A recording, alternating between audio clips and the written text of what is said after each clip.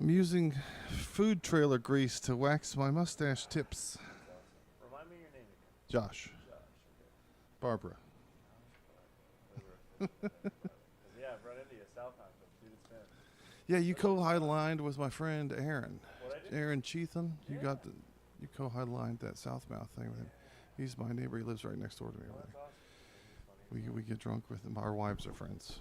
Dude, I'm turning 36 on Saturday. You guys want to get drunk? I'm doing a drinking day. Yeah. I don't often get out for a drinking day, but it's happening. You should come to Lala's right here.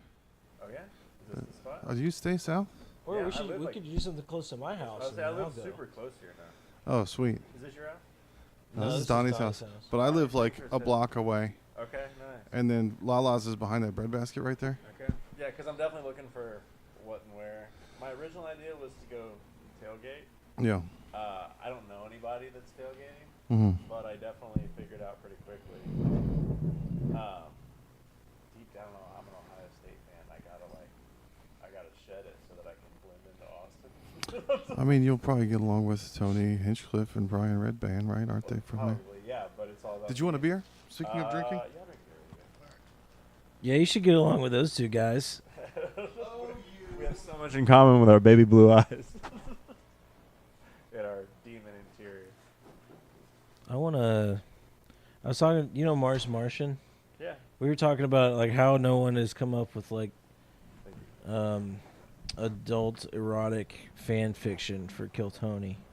Well, I got news for you. We could. We were doing Lord of the Rings fan Red fiction. Band is in the bed on his soundboard. He's covered in chocolate. Tony walks in wearing a bathrobe. Pulls the robe off. Red Band. Are you ready for the best fucking night of your life? Yeah, all the sound effects would come in handy. Doink. Rawr. Red Band plays the kookaburra noise. It's on. All right, what's this place called? You said Lala's, Lala's Little Nugget is one of those Austin kind of tourism bars. It's up north, but they opened another one South Pole. It's Christmas themed. So the one up north has Christmas lights everywhere. It's really old, and it's got, kitschy, shabby chic, kind of whatever you call it. My old roommate said everywhere. that place, the guy who opened it had a kid that like died on Christmas. And so he made a bar that was always Christmas. Is that true, Josh? I don't know. That sounds like a great idea. It's a great reason to open up a place for everybody to get drunk. Oh, yeah. You guys are so official now. But the one here Yeah. is a little bit more corporate. It's in a strip mall. And the original got bought out, so they're franchising. There's a big moose head on the wall. Last time we were there, we were sitting right under it, and some dude on shrooms just came up and started talking to the moose. And we were like, also, you're standing at our table, so could you move? This is getting weirder by the second. Yeah, Moosehead, that's one of my top 5 favorite types of head. Yeah. Trying to get some flaps. So this is the Jokeballing Halloween episode. You guys have your slutty Charlie Kirk outfits ready? You're going to be That's our theme song today. slutty Jamal Khashoggi? I'm going to be slutty Mitch McConnell for Halloween. It's already lying down, so it's perfect. Yeah, I did the mustache for the, like a 70s outfit. Yeah. I screwed up, though. Like, I shaved it as a joke, and then my wife's like, I like it. I'm like, ah, shit. Who wants a I might be ride? stuck with this. I mean, you're one of the few people that can pull off the mustache, I feel like. She keeps trying to If I convince have me. if I have a mustache, people are hiding their kids, locking them away. You got a baby coming, right? Oh my God! Look Yeah, at in his February. mustache. Welcome to the motherfucking Terror Dome. Yeah, it's gonna be a baby girl on the way. That's what I had first. My family has a repeating pattern Hell of girl yeah, than dude. boy. Very low chance of a psycho. Yeah, yeah. Yeah, I figured that. Like, I spent a lot of time setting fires as a kid. I'm just gonna come home and be like, "What'd you do today? Color." Dude, my mom prayed for me to have a bad son People because talk of about how bad of a son I was. Oh, girls are so much harder. Oh yeah, men commit all the crimes. Yeah, not my daughter. I'm gonna. You have to fuck up real bad for her to commit crimes. I'm gonna teach her turn her into like a casino robber. She's gonna be Ocean's 11. Yeah, no one will Yeah. suspect a Beginning. thing. And she'll get away with it because people only watch the men rob the casinos. No one suspects the Spanish Inquisition. Do you guys have any crazy? What's your craziest Halloween that has ever happened? Has it yet to happen? Craziest Halloween. Yeah. I guess I got that. I went to a gay Halloween party one year with no pants on, Nice. and I was dating a girl in the Air Force, and we went as like Tinkerbell and Peter Pan. So I just like took a step bit and drilled out a pan, attached it to a cup, and then put that on with just like a green top. So it was just. You're a Peter Pan sexual. Yeah, exactly. You got it. So we went to this this Halloween party, and I'm looking around. I'm like, man, there's a lot of guys in high heels. A lot of high heels integrated into these costumes this year. Wait a And second. They were like, yeah, we're doing like a chili cook-off up until 10 o'clock, which is also a crazy premise for a Halloween party. There's And then a like once the gay- kids leave, it's going to get real wild. And I was like looking around like 9:58, 9:59, like, yeah, I think we may be the only couple here. And as soon as 10 o'clock struck, like the lights went down, strobe lights went on, and like 4 of those Super Troopers cops with just the cup on came in, started party boy dancing on everybody. I was like, yeah, it's on now. And ended up it was memorable forever. You know, I'll never forget those boys. We're all They best were friends super now. cute. That's cool. I in my first semester of college, if I'm going to be honest, my only semester, I remember they had like there was like this big at the town there was like this big block party, and we're like, we're gonna hit this block party. We'll just bring our own booze. So we were like walking around with like liquor. We were like 19, so we were underage, and so we were like walking around this block party, and we like hit one house, and then this guy that was in our little friend group, he's like, I know a really good place. It's right down the street. And we just walk in, and it's just like somebody's house. They're having a party there. And we're walking up. We're like, are you sure it's cool? We come in here? And he's like, yeah. It's fine.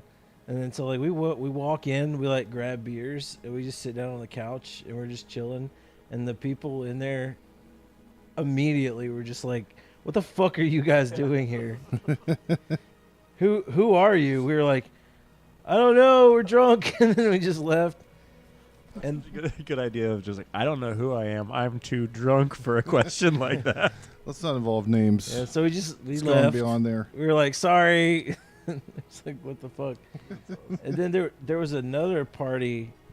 I remember it was like the same time, and it was like this big house party, and everyone was like dancing in the pool, and I was like hammered already when I got there. I'm noticing a theme here. Yeah, it's back when I used to drink. And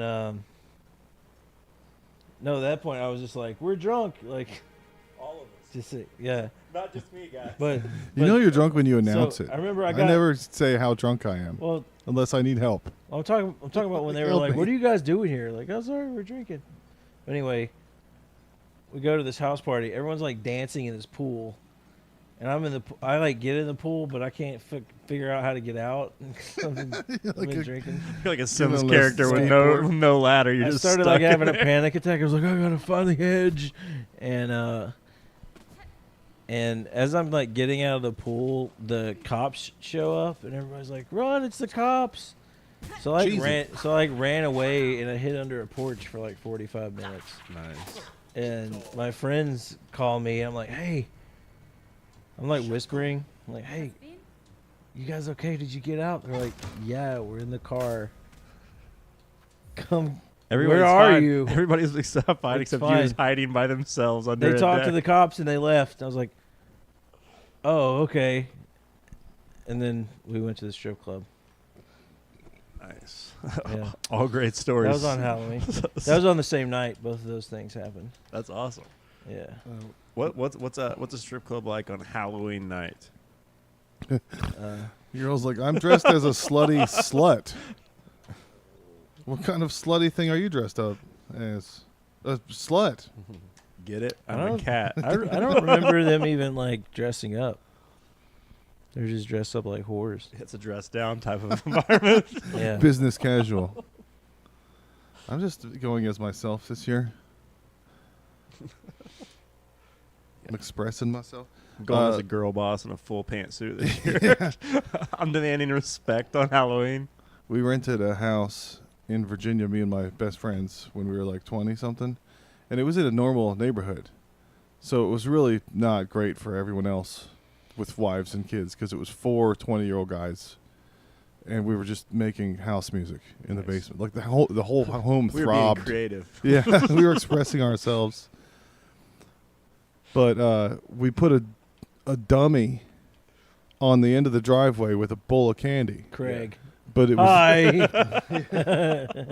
but it was me, and I had grass clippings shoved in my cuffs and like a ski mask on and sunglasses, so you couldn't see any skin, and I just slumped over with this big bag of candy with this big bloody sign that said "Just take one," and then anybody that came close, I would grab them. Nice. And dads gathered across the street to watch their kids shit themselves. Nice. Some lady hit me with her purse. Yeah, dads love it if you scare their children. You do it. Yeah. I'm not allowed to. You could do it for me. Yeah, that's one of those. That's one of those universal dad things. Like, hey, you want to come over and scare the shit out of my kid for a while? I'm not doing anything. And Yeah, I need you to American be a bad Gladiators is cop. no longer on TV, so I'm looking for something entertaining. I need a bad cop. I was thinking about a ghetto lady who's a cinephile that names her son Criterion. Yeah. Yeah, this is my son. Criterion. Criterion. I have another Halloween story. Oh, yeah? This is before I started drinking. It was when I was in high school.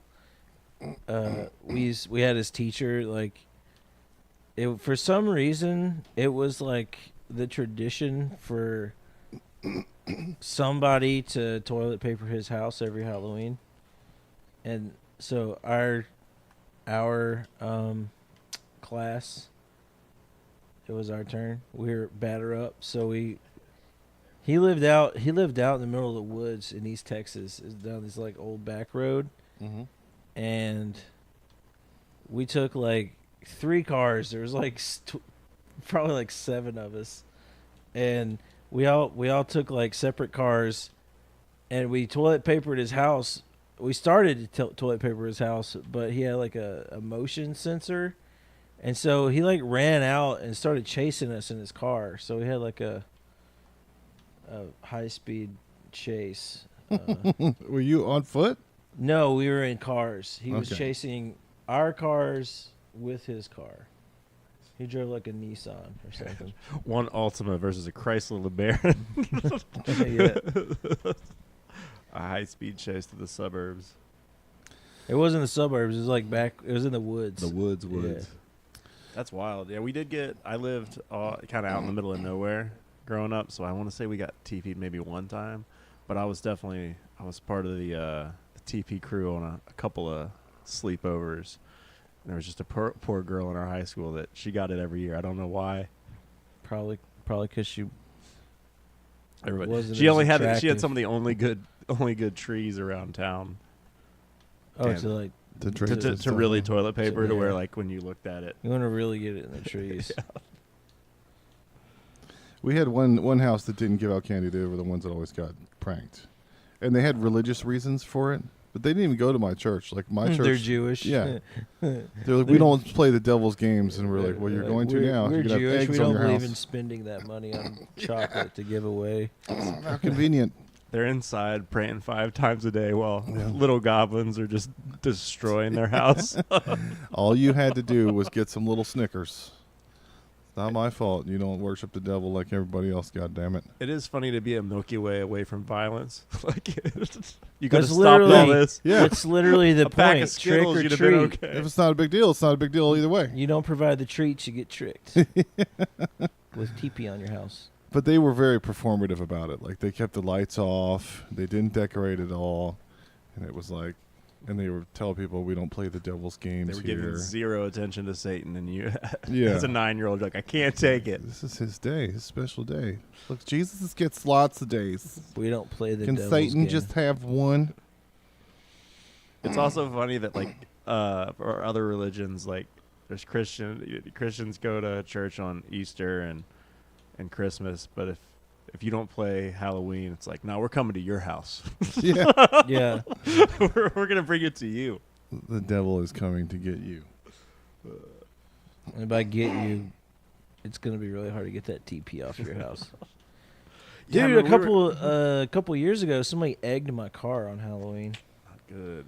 Egged it. Is that a real thing that if you put a piece of ham on someone's car in the heat, it'll like pull the paint off of it? I would imagine. Well, my car, it doesn't take a whole lot to get the paint off there. So you could probably Clear do coat was gone years ago. We're working on. Waved bye-bye. Yeah, I would imagine processed deli meat's probably not good for the clear coat on your car. Mm-mm. A little capicola on the hood. A little bit. Gabagool. And you can fry They an egg on the sidewalk. gabagooled me again. With the GHOUL for Halloween? Gabagools? Gabagool. Gabagoolies. See, I didn't know you guys were doing smart spelling jokes. I thought we were just doing.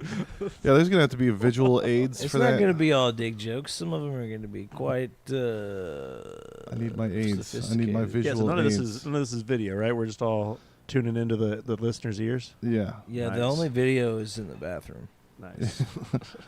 That's anonymous, so you don't get in trouble for saying You've heard anything of weird. upskirts. This is all uptaint. You want to see something disgusting no one wants to see? About a man's balls. I was listening to some snobby comedy podcast about where their jokes come from. My jokes come from a place of love, or you can't have your jokes come from a place of hate. I was like, where do my jokes come from a place of? I think it's Florida. Try to keep it dirty as possible. People ask me where my jokes come from. I always tell them, well, first of all, I stopped taking my medication. Yeah. And then I have what they call a manic episode. And I have my caretaker write down all the ideas that I wrote down in blood on the wall.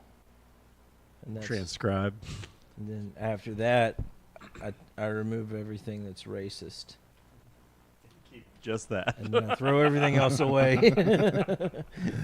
Called culling the herd. You know, just like everybody else. Yeah. Simple process. Yeah. Has anybody ever said "when in Rome" when they're like doing gay stuff in the gay? When in Rome. When in Rome, I guess. My name's Ashton. Is that what Hunter Biden did when he was smoking crack? Who's Rome, you bitch? What was your bottom? Well, his name was Steve. He was my bottom. I'm what's known as a bear in the gay community, Yeah. mostly because I keep stealing their picnic baskets. Hey, boo boo. Hey, man, only you can I prevent know you got forest fire. mimosas in there. Come on. Go ahead. Tell the ranger. I don't know. Hey! There's a lot of people that just say they're not scared to go back to jail, but that's the scariest type of people. Like, I liked it so much, I'm happy to go back. I've been a little bit, and I never want to go back there. I'm scared of jail. I'm very afraid to go back to jail. I'll do whatever. I think it'd be funny. If you see somebody go, I'm not scared to go back, you're like, oh. I like making 25 cents a day. I'm so fucking good at I like- stamping out license plates. I like doing weird stuff with soup. I like making weird soup. I'll Cheese-It fuck you ramen. up. I like cooking with Doritos as a main ingredient. I like making liquor in the toilet. Look, I like to innovate, okay? I'm an innovator. I love spreading my butt cheeks so the guards can see there's nothing in there. I love it so much. I've been sucking dicks on the outside to prepare for my next stint. I was gay for the stay and then gay for the rest. All these levels are named after weird stuff. Like Bone Bottom. What do you guys think of, instead of mimosas, we call them lesbian ambrosia?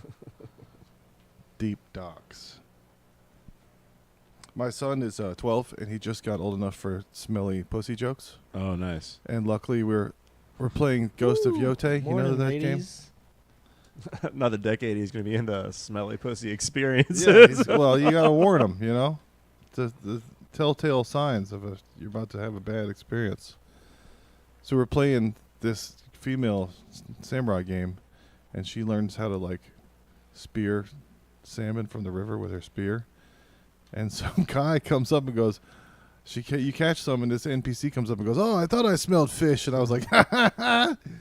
And then we were watching Karate Kid, and they go to Karate Kid 2. They go to like the village where Mr. Miyagi's from, and it's a fishing village. Oh, nice. And there's little whatever Ralph Macchio was like, "Mr. Miyagi, it smells like fish here," and he's like, "Oh, you want to meet my old wife?" So there's any Asian jokes mixed with smelly fish pussy jokes go over really well with 12-year-old boys. Well, that's exclusively the demographic I've been trying to attract and impress. So yeah. That's my target demographic. How do I make 12-year-old boys happy? That's what I think every morning when I wake up. How can I open a comedy club for 12-year-old boys and call it Kevin Spacey's Fun House? Kevin Spacey's everything's gonna be fine. Don't worry about it. Mr. Bezos. I'm a star, so who knows what that could mean for you? You know, Mr. Bezos, I paid my Amazon video money so I could watch this television program you've made called The Boys, and I was sorely disappointed. I've been working on a At the Bezos lack bit. of boys. Where are these boys? This show has not given me my money's worth of boys. What's your Bezos? Been working on a Bezos bit about like if you forget, like a gift for your niece or an uncle, it's like, oh, damn, what should I get him? Better get a billionaire involved and get him an Amazon gift card. No reason to support a local business when I could just give this $50 and make sure that it goes to a billionaire's hands first. Why did they get an island? What can you do on an island that you can't do on just a big yacht? You know? Because you could, if you want to do weird shit with kids and stuff, you just tell the pilot, the captain to fuck off. Have you ever been seasick while fucking kids? You need solid ground. Sir. You got to brace against something with your sneakers. Yeah. I can't soil these boils in the high seas. I got to get into something stable. Look, I get fatigued. I've got carpal tunnel ankles, and I can't perform. Yeah, you can't go underwater. Uh-oh. You can't go below deck. There's no feeling like walking out of a walkout basement after a love sesh with a love child. I was watching that Woody Harrelson movie, The Last Breath, where he goes to their deep divers, and they have to fix this underwater thing, and they have to tie off to it, and a storm comes, so the boat's getting pulled, and there's all this danger. And I was like, that'd be a perfect Epstein's boat movie. If they tell the captain to leave so they can do weird shit, and they anchor down, and then a storm comes, but they're still trying to do weird stuff. And then the kids are able to escape because the adults keep bonking their head on stuff. Like, luckily the storm came and killed all the adults. It's like Goonies Part 2, basically. We watched The last night. I watched Escape. Eddington. I love that movie. That was wild. Yeah, it was good. Good time. Eddington? It was kind Yeah. of not nice to feel those feelings again 4 years, 5 years later, you know? Yeah, it was. My wife was like, "You want to watch this one or House of Dynamite?" And I was like, "I don't really want to." So far, I've had zero stress of nuclear war. I don't want to. I Yeah. don't want to put that in my noggin. I'd rather worry about COVID. That's already passed, not upcoming. So what's Eddington about? It's COVID. Yeah, it's not Daniel Day-Lewis. What's that guy's name? Joaquin Phoenix Joaquin and Phoenix. Pedro Pascal. Oh, so it's going to be a bunch of woke lies. Yeah, Yeah. I would say for Just a like bunch of 2.5 woke lies. hours. It was wild. But Look, they're dying of a disease. That didn't happen. it's Ari Aster, the horror guy. But the horror is that people are horrible in this one. Well, a lot of his movies are like that. I thought it was really good. Did you like it? I loved it. Yeah, it was. There's like a young liberal white boy trying to hook up with a young liberal white girl and impress her with his wokeness. He's telling his parents about it over dinner. And at one point, are you retarded? We're white. No one gets his unique point of view. I was like, we're white. What are you doing? Yeah, it was a good time. Yeah, Joaquin Phoenix gets his in the end. Yeah. It's the perfect Yeah, horrible. if you like a movie that doesn't have a happy ending, which is how I prefer it, it's Realistic movies. It was a good entertaining 2.5 hours. Dude, I was watching, I just finished, Melissa just finished her first watch through of Breaking Bad, Oh, nice. and I watched it with her. I haven't gotten And- through that yet. I try a lot, and I'm like, I don't want to watch a guy argue with his wife. Yeah, we haven't. There's done it. more than that. And if you're looking for a reason to stay up and watch it, does he have? I don't want to perfect go through product for COVID you. again, and I Dude, don't want to watch a guy argue We got with to his the wife. last episode. Shit just kept happening to where Melissa would be like, "I don't want to watch this fucking show anymore." I think I just watched Did another. you nice give her too woke many shroom movie. drugs? No, I was telling Josh and Donnie earlier that me and Melissa took these THC drinks on Saturday, Oh, I have one here. I got a 100 milligram one. I'm scared to then- open it. It's a lot, dude. Yeah, and then we're gonna split it with like 5 people. Yeah. we woke up on Sunday morning just still high as shit. And she had a bunch of shit to do that day. She just stayed at the house because she was too still high to function. So It's weird to pay $15 for a can of soda, Yeah. but there's apparently a bunch of drugs in there, so we'll see what happens. I'm Well, having I to got schedule one. out. It said 10 milligrams THC. Apparently, also had this thing called THCP in it, which I believe the P stands for panic attack. Penis Wrangler. Penis. My kids' school, the way to drop them off is buy a bunch of sketchy shit, of course, just like everywhere in this town. And he saw a guy shooting up for the first time. Oh, nice. He's like, that guy's drawing something. Drawing a good time out It's of like, his yeah, day. he's drawing heroin on his arm with a needle. It's where I drew some blood. It's like he's drawing a nap. He's going to take a nap. He's going to go night-night. He's gonna wake up pissed. But it's right on Ben White next to Central Market. You know, Oh, yeah. Saps. Have you ever been to Saps, Caleb? Mm-mm. Do you like Vietnamese food? I do. Yeah. So Saps is on Ben White next to Central Market, and it's really good.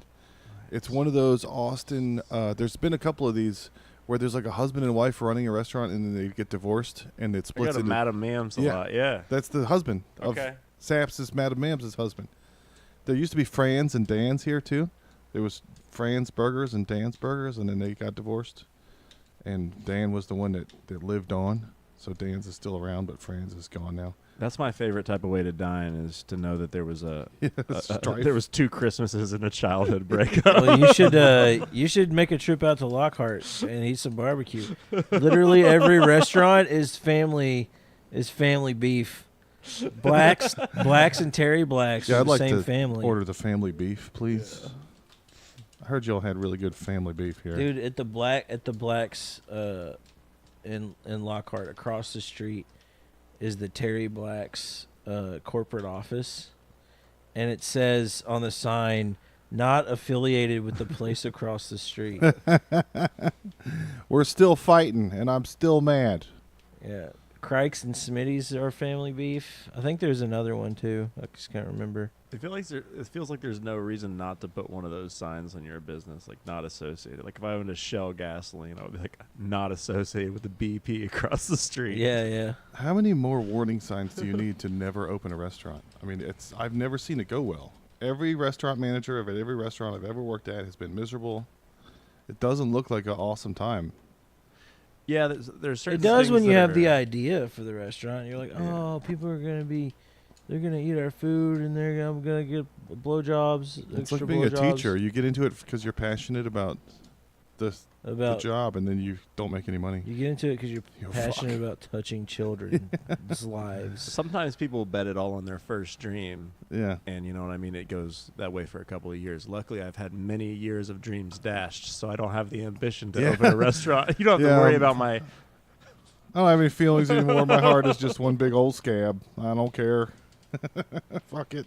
Dude, I had the idea to open a food truck in like 2010. That would have been probably a good idea. That was before food trucks were like a thing. all the rage. I was like, what if we just had mobile food, dude? I take the food to you. Yeah, you're going to have the same problem I have, Caleb. You and your wife are both, what's it called? Conventionally attractive. So your child is going to also be conventionally attractive.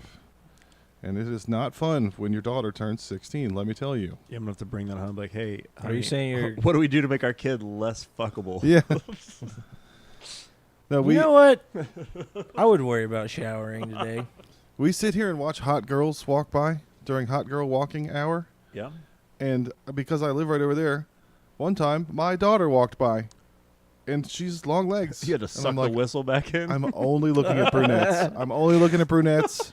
I'm off looking at blondes Woo. ever again. Shit. I'm not allowed to look at any blondes. I have a blonde wife. Who's your daddy? Oh God. Okay. Okay, don't answer that. Fuck. Can you please not walk during these hours? Can't have anybody looking. Yeah, I figure I've got a decade. Before Yeah, you don't have to worry I about to it. stress about it. The world's gonna end anyway. So. Then she might be fugly. You don't know. There is a chance. There's a chance she's just gonna have to work for a living. She's gonna have to learn to use her words. Remember what we were talking about? You're gonna be flexible and break into casinos. You're gonna be the Asian guy in Ocean's 11. Have to learn a trade. Ugh. Gross. Dude, that's like male jackpot if she just ends up being a welder, right? It's just like you won the dad lottery. Doesn't that suck? You grow up, you're like, look, normally you would have a life of manual labor ahead of you, but the robots are going to take your job, so I have no idea what you're going to do. Yeah, that's kind of what I said to my kids during COVID. I was like, you got to go to school and you got to get on the laptop because you want to have a career. I don't know, making apps, or I really don't know what's going to happen to the world. Yeah, it's very There's interesting. not jobs. I have no idea what you should. I mean, I was the same with me. I got my college shit and degree in like technical drawing and graphic design, and then Photoshop came out, like, Nice. and immediately after I started college or graduated, I was like, oh, cool. All my skills don't apply anymore, and this is all. It's just like AI taking over all the jobs now. I was extremely blessed that I had one thing keep me out of college, and it was high school because it was so fucking hard. You never graduated high school?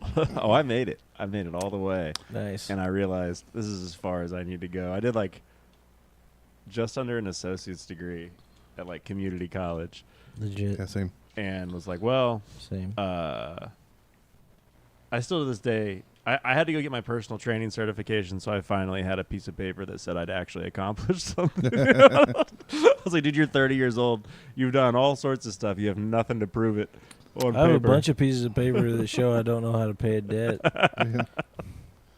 I got pulled out of high school halfway through junior year and had to homeschool because I pulled the fire alarm. Oh, nice. That'll do I it. got suspended.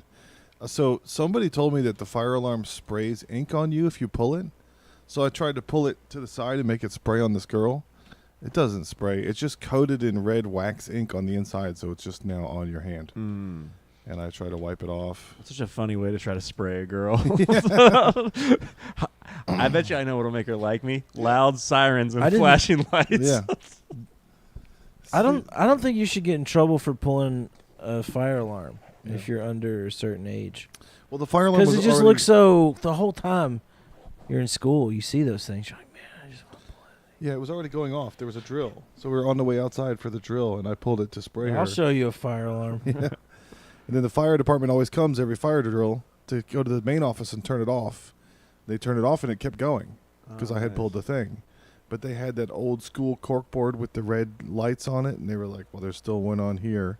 So they went to every class. And they were like, where's the kid with the ink on his hands? I'm like, guess what? You don't have to go to high school anymore for a long time. You couldn't get it off your hands? No. I tried to wipe it on the inside of my shirt, and that did not work. So now they're strip searching you to find the rest of the ink. Where is it, motherfucker? Can I put my pants on? But yeah, we went to Saps. Saps is really good Vietnamese food. I highly recommend it. The special is gari beef, which is like that yellow curry, but it's got huge hunks of steak in there. And they've got passion fruit soda that's really good. And we met Sap, and then we also met our old friend Lynn from How How, this Asian woman who always has makeup covering up the fact that her husband beats her. So So she's a sweet lady. Yeah. Doesn't keep a secret. I like her already. That's how you keep a restaurant going. so they closed their So you're restaurant. telling me she's not a snitch? And they've been traveling, and she's like, "Yeah, we retire. We've been traveling a lot." And I was like, "Where did he take you? Shiner, Texas?" She said, like a bunch of makeup. I like that she keeps it under wraps because my wife won't shut the fuck up about it. I was like, "Is your husband Korean? Why can't you be more like Kathy? Is he South Korean? Is he Southpaw Korean?"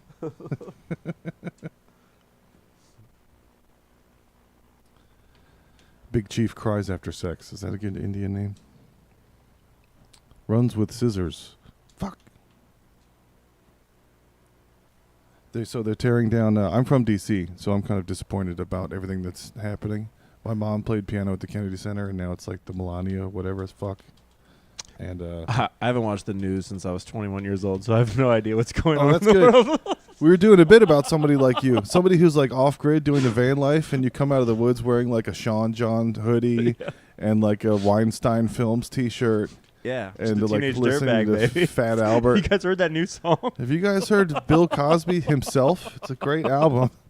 People are like, "How could you?" And you're like, "I don't know. I've been cutting out on my screen time. I don't really know what's going on." Yeah, it's off grid. I've it's definitely benefited me. Like as I talk to people, I have very few elderly folks that have tried to talk me back into it, but they'll have the news on in the background. And I'll tell them like, yeah, I'm like well beyond a decade off of it, and they're like, well, you're doing the right thing, but let me catch you up on the headlines. I'm like, no, I'm you. good. Yeah. Well, just so you know, Trump is openly gay now. Yeah. So Oh, nice. that's a good thing. Biden died in 2019, but they're still doing like a, weekend at Bernie's That's why situation his where they hands kind are of all just propped chapped. him up for like 4 years. Jerking off dudes. Let me tell you something, Jack. J.O.I. Biden. I want you to jack your cock. I want you to take your wiener out there, Jack. Yeah, I've gotta done get zero home. Trump material just because it was charged the last couple of years. Mhm. But from the day before my 19th birthday till right before my 25th birthday, I joined a pyramid scheme with Donald Trump. So I got to Nice. meet him and be around him a couple times. Nice. And I've been, after like you quit working at a place, you're like, I'm just going to cut these people out of my life. I'm not going to, like if you worked for Apple, you'd be like, I'm going to be an Android guy from here on out. Yeah. Mhm. Yeah. I decided in like 2014, 2015, I was like, all right, I'm just going to ignore this guy, especially if he's running for president. He's just going to piss a lot of people off. Mm-hmm. And it's kind of like if your ex became the president of the United States. Yeah. And you're like, I'm going to ignore this guy as long as I don't watch TV or look at my phone or. I think you're helping because I think he's kind of like Tinkerbell. Like if you believe in him, he becomes real. Caleb, quite frankly, I don't understand why you don't support me. Why did you ghost me? I loved you. My hands are normal size. Quite We frankly, love I each think other. it's kind of fucked up that you didn't support me my presidency, Caleb. Some people say these are great hands. A lot of people say that Caleb is a nasty man. We love lesbians. He's a nasty little fucker, low intelligence. And they're building a ballroom at the White House. I think it's going to be called the Epstein Memorial Ballroom. It's just going to be one big little girl's room. Building a ballroom. That's what We love keeping our secrets, don't we, Jeffrey? building a ballroom because that's what we have here. Balls. Do you remember the Gatorade commercial with We Michael call it Jordan? a ballroom because they wouldn't let us call it an underage pussy room. I tried to call it the testicles room. They said no. We tried to call it the 14-year-old vagina room. Not a very cool guy, the namer guy. But Difficult to work with. can't keep a secret. Low energy.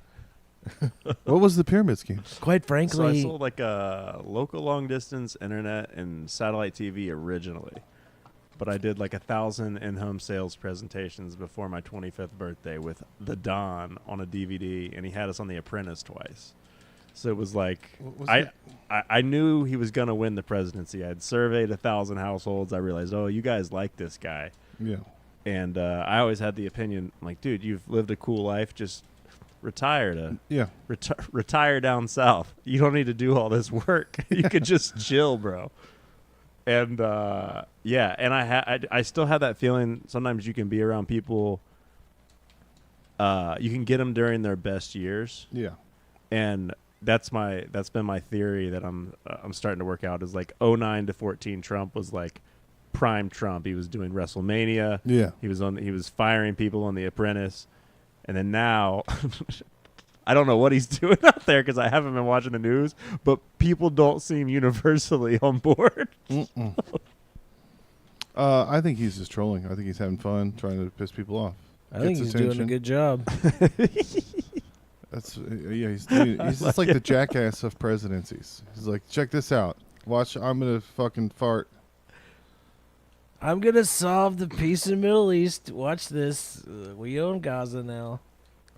Yeah, I've never voted, but I've lived in Ohio and Texas, and both times, like when people get bent out of shape about not voting, I'm like, don't worry, guys, he's gonna win these states. Yeah.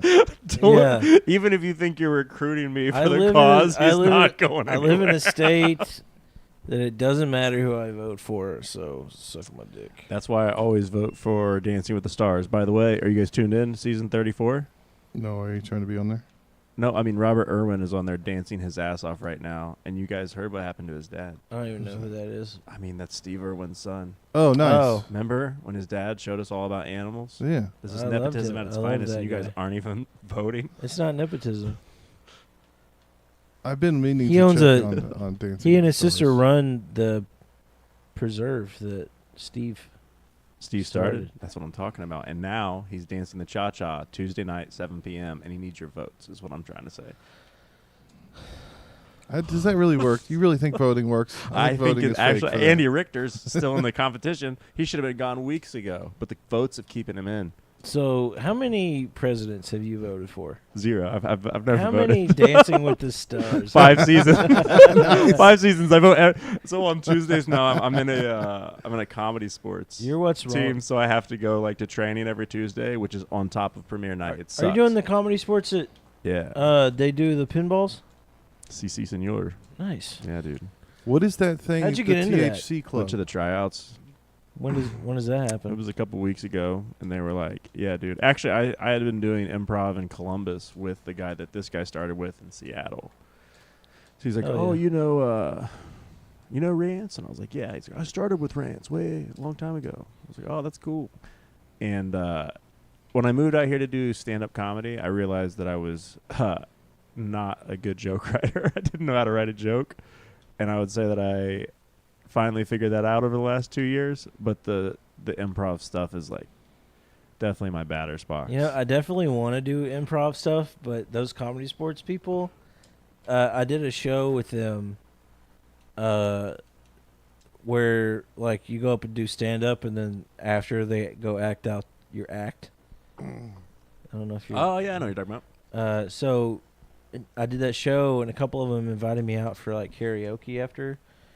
And I was like, how long have y'all been doing improv? And one guy's like, 15 years. And the other chick's like, 12 years. And I was like, okay, so this is how long it takes to be able to perform at pinballs. Yeah, it's also a crunchy group. Like I was there for like the second or third day of practice, and he's like, I hate stand-up comedians. I was like, oh, tell me about that. Wow. He's like, yeah, you know, they're always using words that I don't agree with. And I was like, oh, so you just like you heard a couple people say some things that you didn't agree with, and now you're disparaging an entire group of people just because of how they identify. Don't tell your friends. Yeah. They're going to be pissed. Yeah, I didn't know there was a beef between the two. And then Well, I don't know what problem they have with stand-up, but stand-ups typically don't respect improv as a... yeah, that's what I found out. That's why you guys are two of the first to even find out that I'm participating. So we talked about you I on disagree. our other I think podcast. Oh, yeah? there's actually, you know, there's different comedy muscles. That's a comedy muscle. Definitely I've muted the performative side over the last year Mm-hmm. because I realized I was muscling through a lot of performances with just going up there and just selling the joke without having the joke writing skills. So That's what this show is. I've been trying very not to do much- jokes. I've been very much just working on the joke writing side and sitting still. And I was like, all right, dude, now that you have a baby on the way, you're allowed to just actually use all your tools. It's dumb to mute something to try to get better now. Yeah, your standards change when you have to feed other people. Yeah. Fuck it. I'll do whatever. I'll go back and work for Trump again. Let me back in, boss. So, do you have any? Did you bring any bits? Yeah, dude. I would say the bit I'm most excited about is we're doing a home birth. I don't know if you guys have ever pushed a baby out in the living room before, but that's what we decided. I checked the lease. We're allowed. And so my wife has just been pouring through these midwife. Can't have a books. goldfish, but you can have a baby. Can't keep it alive.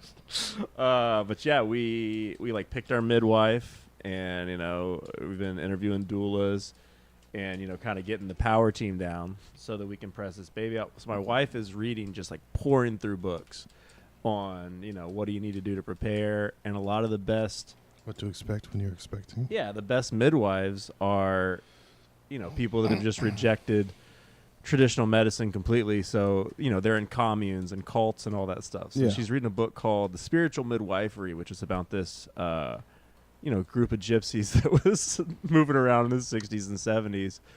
They left California, were traveling across the United States, and they keep birthing these babies in school buses, just in parking lots.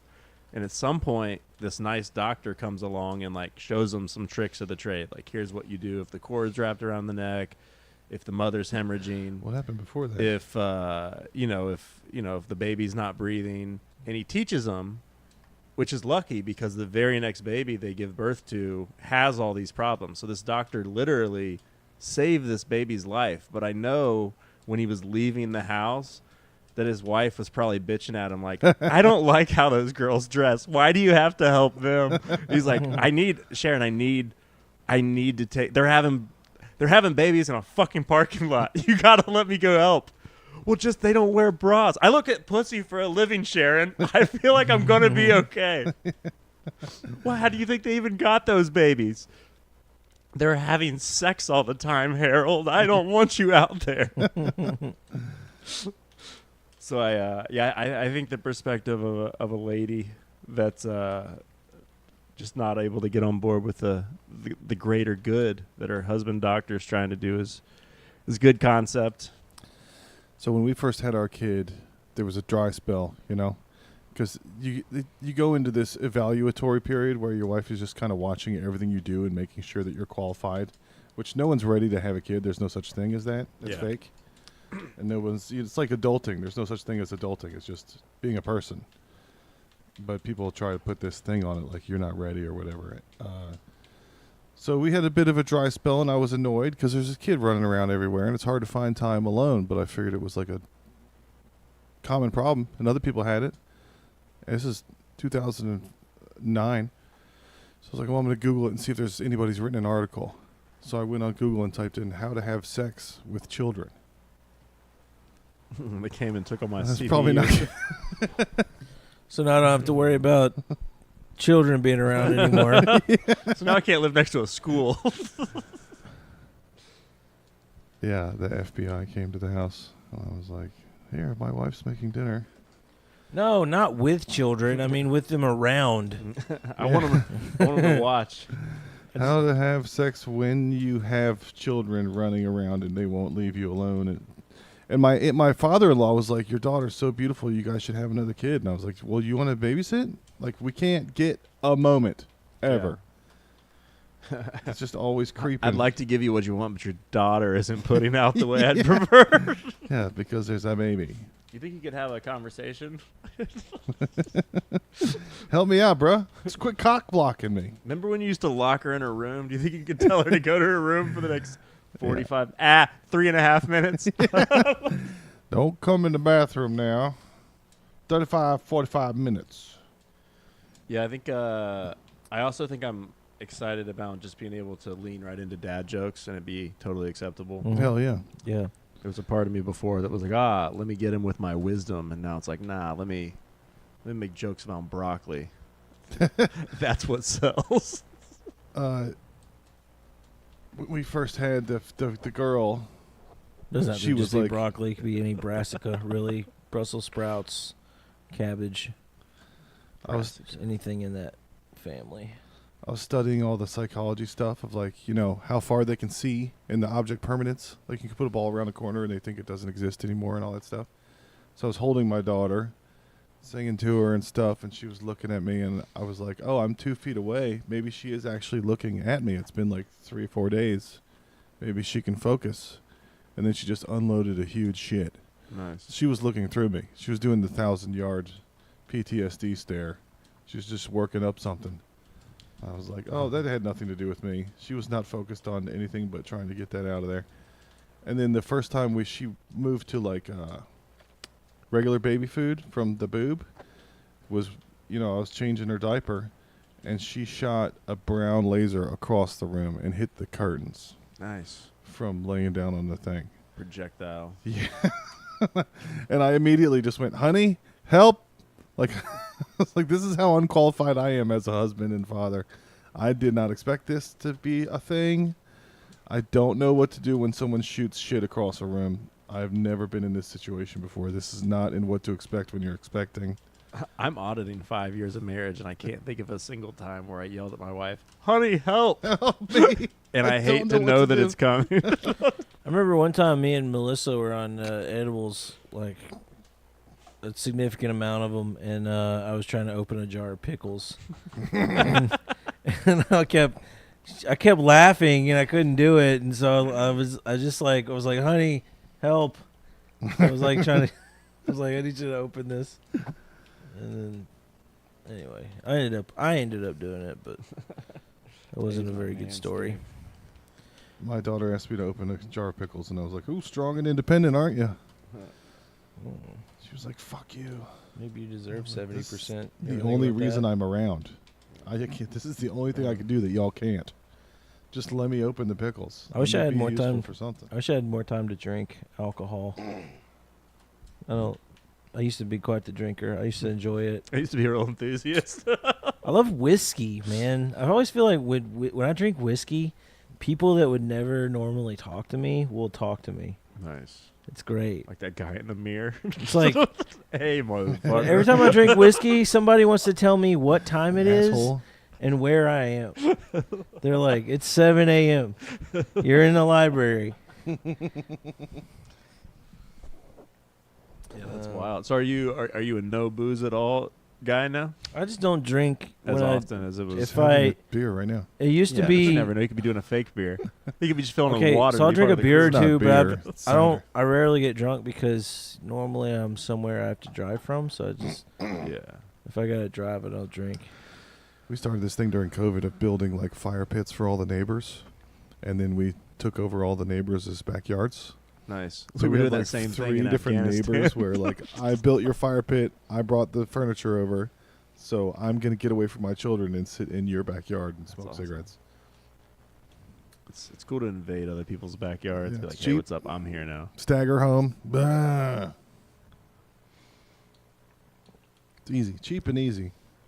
You got some good bits for us, Heath? I got a couple. Let's hear some good bits, dude. I would never hit my wife. I would never hit her. My testosterone is too low. I don't have the energy. I'm too lethargic. Mike Tyson. She would liked to- overpower me. In fact, the only thing I'm beating up is that pussy. Again, I'm joking. That pussy steps on hers. Again, I'm joking because of the low T. Not happening. That's what she calls it when she beats Home you up. Alone. That would have been a much shorter movie if the McAllisters owned a gun.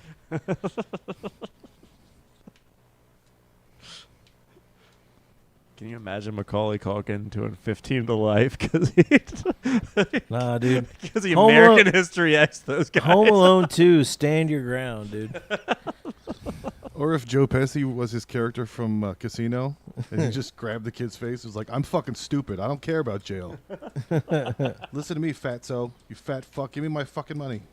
You guys ever do the 23andMe? Yeah, You did it? yeah. Turns out I'm gay. Hey, I got the same. My daddy was gay, and his daddy was gay. I come from a long line of Long line of San Franciscans. queer men. I've never done 23andMe. Not planning on doing it. I don't want to go around confirming any suspicions. Uh-oh. Something happened. We're no longer streaming. Did I break it? Stay streaming. Oh, it's still alive. Yep. I'm hitting jump and I'm jumping. I think. Yeah, Yeah. this screen went to a desktop. Oh, Donnie may have done something from upstairs. Oh, and it's the hub. No one's gonna notice. Me jork my dick. Latinas. Yeah. All of a sudden, Hey Siri. there's a lot of big black cocks playing over Siri over the Bluetooth. Caucasian BBW missionary position. Yeah, we did the 23andMe, What? and for years my dad was trying to convince us that we were part Native American and we should check into it so that we could go to school for free. Yeah. And then he just doubled down on refusing to believe us once we had the data. He's like, "Nah, guys, trust me. I talked to your grandma." Don't trust the science. So I've never done a DNA test because I'm scared of what's gonna happen. I'm scared of what the results are gonna say. I'm not trying to go around confirming any suspicions. I just took a DNA test. Turns out I'm 100% inbred. What? Yeah, I think You know, there's got to be some workers at 23andMe, like just looking at, be like, Jesus, it's cousins and sisters all the way down. Why do they ask for spit when they? Why'd you just send come? us this, Daryl? Oh yeah, because I'm sure some of the data is like, it turns out I'm not the only other guy fucking your mom. I think you should continue to enter into the joke by saying that you're scared. I'm scared. I'm scared. I'm scared I'm of what scared. it's gonna say. I'm just as scared of what it's gonna say. The whole the whole immigration argument is like, well, if they get rid of all the Hispanics, who's going to mow your lawn? But I'm like, I don't believe in landscaping. I hate it. They're always leaf blowing, allergens everywhere. Landscaping is this originally British idea because it rains there all the time and everyone has a tiny yard. And it's spread here, and we've got golf courses and water parks, and there's no reason to have all this wasteful, like, you should just have wildflowers in your yard. I mean, I'm happy with everybody to stay where they're at. I'm not trying to get rid of anybody, but taking away the lawn mowing is not a threat. So if Like, we I'm not get rid of worried the about- Hispanics, so we get rid of HOAs. Yeah. Mm.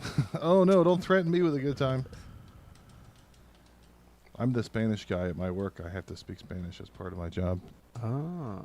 Hola. So you have to have a strong perspective on this issue. No open. I mean, I'm happy No for open. everybody to be here. It's a wonderful place for everybody. It's You can always be been. as Hispanic as you want. Just I just speak don't think English is taking American. away landscaping is a good argument. Oh, no. Who's going to mow your lawn? I don't know. Nobody. Grow some wildflowers. Add a cactus. I haven't done it in a while, but I definitely used to take the perspective on immigration that, like, people ask me, having a Mexican wife, like, what's your view on immigration? I'm like, fucking one at a time. Yeah. Make them promise to love you forever. Sorry, no more hot Latina wives for me. Oh, yeah. We did I tell you we went to Puerto Rico? Uh-uh. Yeah. That's like, my wife loves... Is that where she's from? No, she's from Mexico, but she fell in love with Puerto Rico when we were there. Really? And she listens to Bad Bunny all the time, and all the Bad Bunny lyrics are like, you know, nasty, like "Me gusta la chocha de Puerto Rico," like loosely translates to "I love the pussy down in Puerto Rico." Yeah. And we went, and we were just like, you know, like, what should we try? And you know, we tried like the plantains, and we tried the pork. And she wouldn't let me try any of the chocha. And I was like, well, Bad Bunny recommends it. Let's get a sampler, babe. Come on. I heard this was part of the whole thing. Are you calling him a liar? How are we supposed to know? This is some of the best chocha. Chocha The and man performed chicharrones. at the Super Bowl. My favorite type of chocha is protected by the United States military and doesn't have the ability to elect the next president. That's the type of chocha I prefer. Hell yeah, dude. Chicharrones. But yeah, I think they should do MAGBA. They should make America Great Britain again. And so everybody has manners, because I think manners have gone out the window. And we need Miss Manners to come back, and Dear Abby and all that stuff. I got yelled at when I was little to like put my forks in the right order and no elbows on the table and all this stuff. And now people are yelling into their cell phones in public all the time, into my mouth, everywhere I'm at. I'm like, can we not be always yelling into the phones? I don't know where, like, I thought it was common courtesy to not yell at someone else's face, even if you're on the phone. But it's not that common, I guess. Everybody doesn't know. People don't understand common courtesy. Like when I go to the DMV, I do the same thing your daughter did. I just shoot shit across the room while I'm in line. I want my identification. I stare through the lady at the desk. Take my picture. Power This blast. is the face of the shit man. Did y'all see the Creek in the Caves hiring? Mm-mm. No, how do you apply? They were hiring part-time security, and then they were taking pitches for shows. So I was thinking of different shows that would be funny. Oh, I pitched a show, and they asked to hear more about it. And Oh, they have good. Not responded. Dude, get on it. See, look, Rebecca Trent Cool. Nice. you're emailed me official. back. Yeah, that was the same. I sent her a post. description of the show in more detail, and I've not heard back. So I can only assume they're making it happen. What was the show? It was actually a thing called Adventure Fight that Bryant and Ian did back in Chattanooga. Mhm. It's a D&D fantasy show, kind of an improv thing. I thought it'd be good to do a show called Trauma Dump, where you like have just a stranger say the worst thing that happened in their lives, and then have comedians come make it funny, and it helps people get over their trauma. It's not a bad idea. Did you Yeah. send that in? No, I don't want to work there Why not? because I don't want to go there all the time. It's too far away. I have wife, full-time job, kids. It's the creek in the cave. Yeah, it would be. They pretty let cool. homeless people do stand up there. I would. In 5 years, I'm going to retire early from my job I have now, and then I'll get more involved with all that stuff if possible. But right now, I don't have neither the time nor the inclination. Dude, every time I go to the creek, I'm just thinking, man, am I just a beginner? Because everybody there's been doing stand up for like under a year when I go to a mic.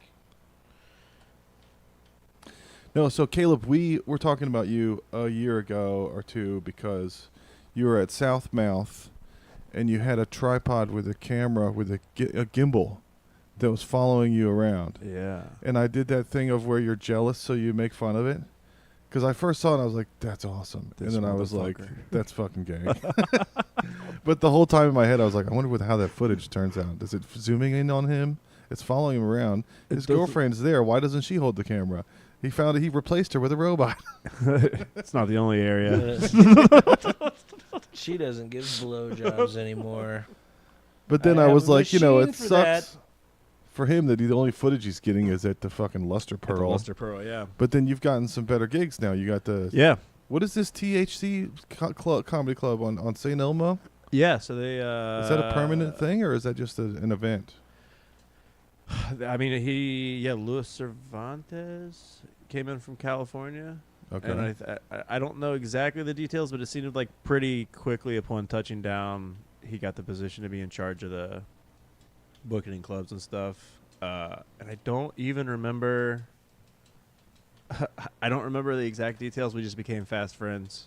So sometimes I run into people and we get along quickly. That seems like a fun, easy Well, I South wish I had thing that to do. skill instead of a joke writing. Yeah. I'd be getting booked on a lot. Did they more have shit. something like every night or what are they doing? No, he was running just showcases. It started out as a mic, and I got Okay. there, and he was like, "Yeah, no open mic. Somebody fucked it up." And I was like, "Oh yeah, I mean, people will do that. No Yeah. big deal." Because you have open micers. Yeah, you have a bunch of open What the micers here. fuck It did makes you think was sense. gonna happen? And it just kind I want of to use my freedom of speech, goddammit. Slur, yeah. slur, pejorative, slur. I'm trying to think of who just lost their open mic because somebody showed up in a Nazi uniform.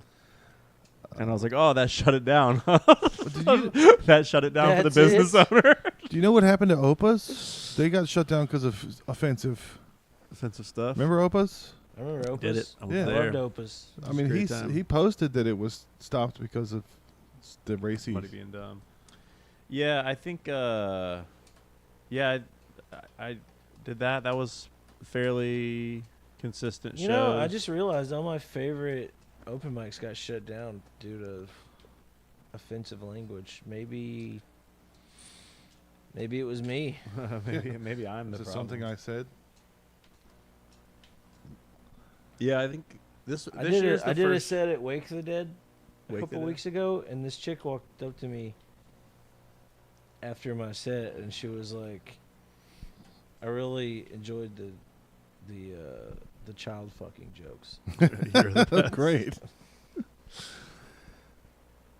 Yeah, the I was like, "No, it's not. I'm not fucking. It's." The joke was, and I've changed it since then, but it was I nicknamed my penis Pikachu because it's small and cute and yellow, and it'll shock you when you see it. 10-year-olds are obsessed with it. But I changed it now to only millennials are obsessed with it. Nice. Yeah. So you let that lady ruin your art? No, I there's a collective. Ugh. There was a lot of groans. That's what we're going for. It's like, I don't mind it every now and then, but trying to think if I have a. I much prefer a laugh. Yeah.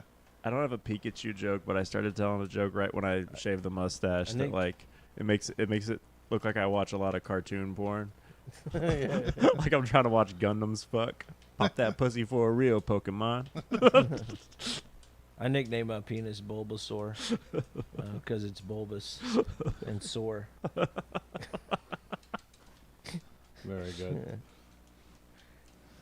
I don't beat my dick like it owes me money. I beat my dick like it threw my Pokemon cards away after I moved out. That's funny. I also like, it's funny to know that when I got here, I moved to Austin knowing exactly 0 people. So I knew that there would be some level of, in the beginning, I was like, somebody has to be talking shit about me behind the scenes over little things. That was a place of love. It was coming from a place of love. It was coming from a place of Florida. It was coming from a place of this guy. This seems like a- motherfucker. this guy seems like a. Oh, what do you think was going to doucher. happen? You're handsome. You got a hot girlfriend. You have a cool gadget. Everybody's going to be like, This guy's got "Fuck toys, that God damn piece it." of shit. At one point, I remember being at like a writing workshop, and a girl comes up to me. She's like, "Hey, what's your fucking problem?" I'm like, "What do you mean?" She's like, "You're always smiling. What's that about?" You I was think like, it's "Oh, fucking funny." yeah, it's like my personality and shit." Was that a Jordan? Was that a Sorry. Jordan's thing? I think about that every so once in a while. There was one where there was a chick. She had just her boobs out. Do you remember her? Her boobs out. Yeah, she said like a lot of cleavage going on. I barely noticed. I A support big this. girl, a big girl from out of I state support this kind of comedy. or out of town. She's from out of town. Yeah, I don't know, remember that. big, thick. Anyway, Jordan at the beginning. So we always go around and like say like comedy wins, and for a while it was when Audrey was there. Like everyone would clap for Audrey, and then all the guys wouldn't get any Nothing. claps. It'd just be silence. Wow. And I just realized that this story isn't going to work only on audio. So. You need to lie down on the ground and flop around. But All right, listen up. Jordan was like, "Hey, if we clap for somebody, you got to clap for everybody." So like all the guys told their story, and then this girl comes up, she's got her cleavage out, and I'm like, I like stand up, I'm like,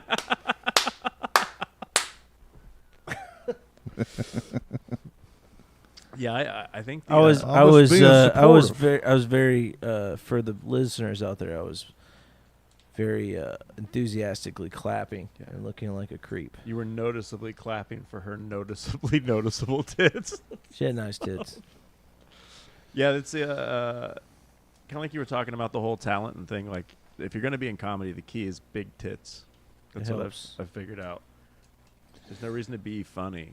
It goes a long way. My buddy introduced Being an me attractive woman goes way farther than being funny.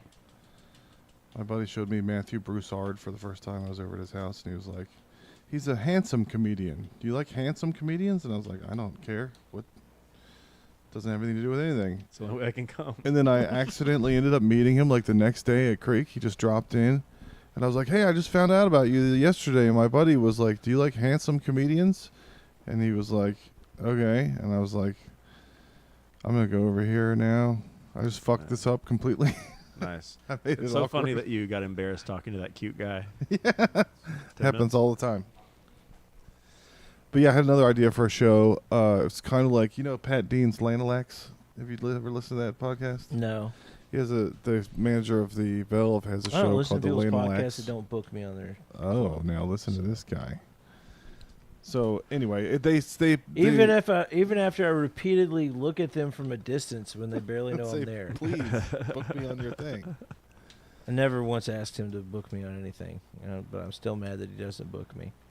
No, he had a funny podcast where ahead. they just present each other with awkward situations, and then you have to like figure out a way out of it, Like not getting like Okay. talk your way out of like this situation. So I thought that'd be a good like a VR game, like a Curb Your Enthusiasm style. You walk into a room and something weird is happening, and then you have to get out of it in the funniest way possible. So at the end of the level, it scores you for like style points. style points. Like if you do a slapstick, or if you do misdirect, or if you do dirty humor, like whatever you use, it tells you how stylish you're. I'll Style have what points for she's having. Yeah. And you just leave.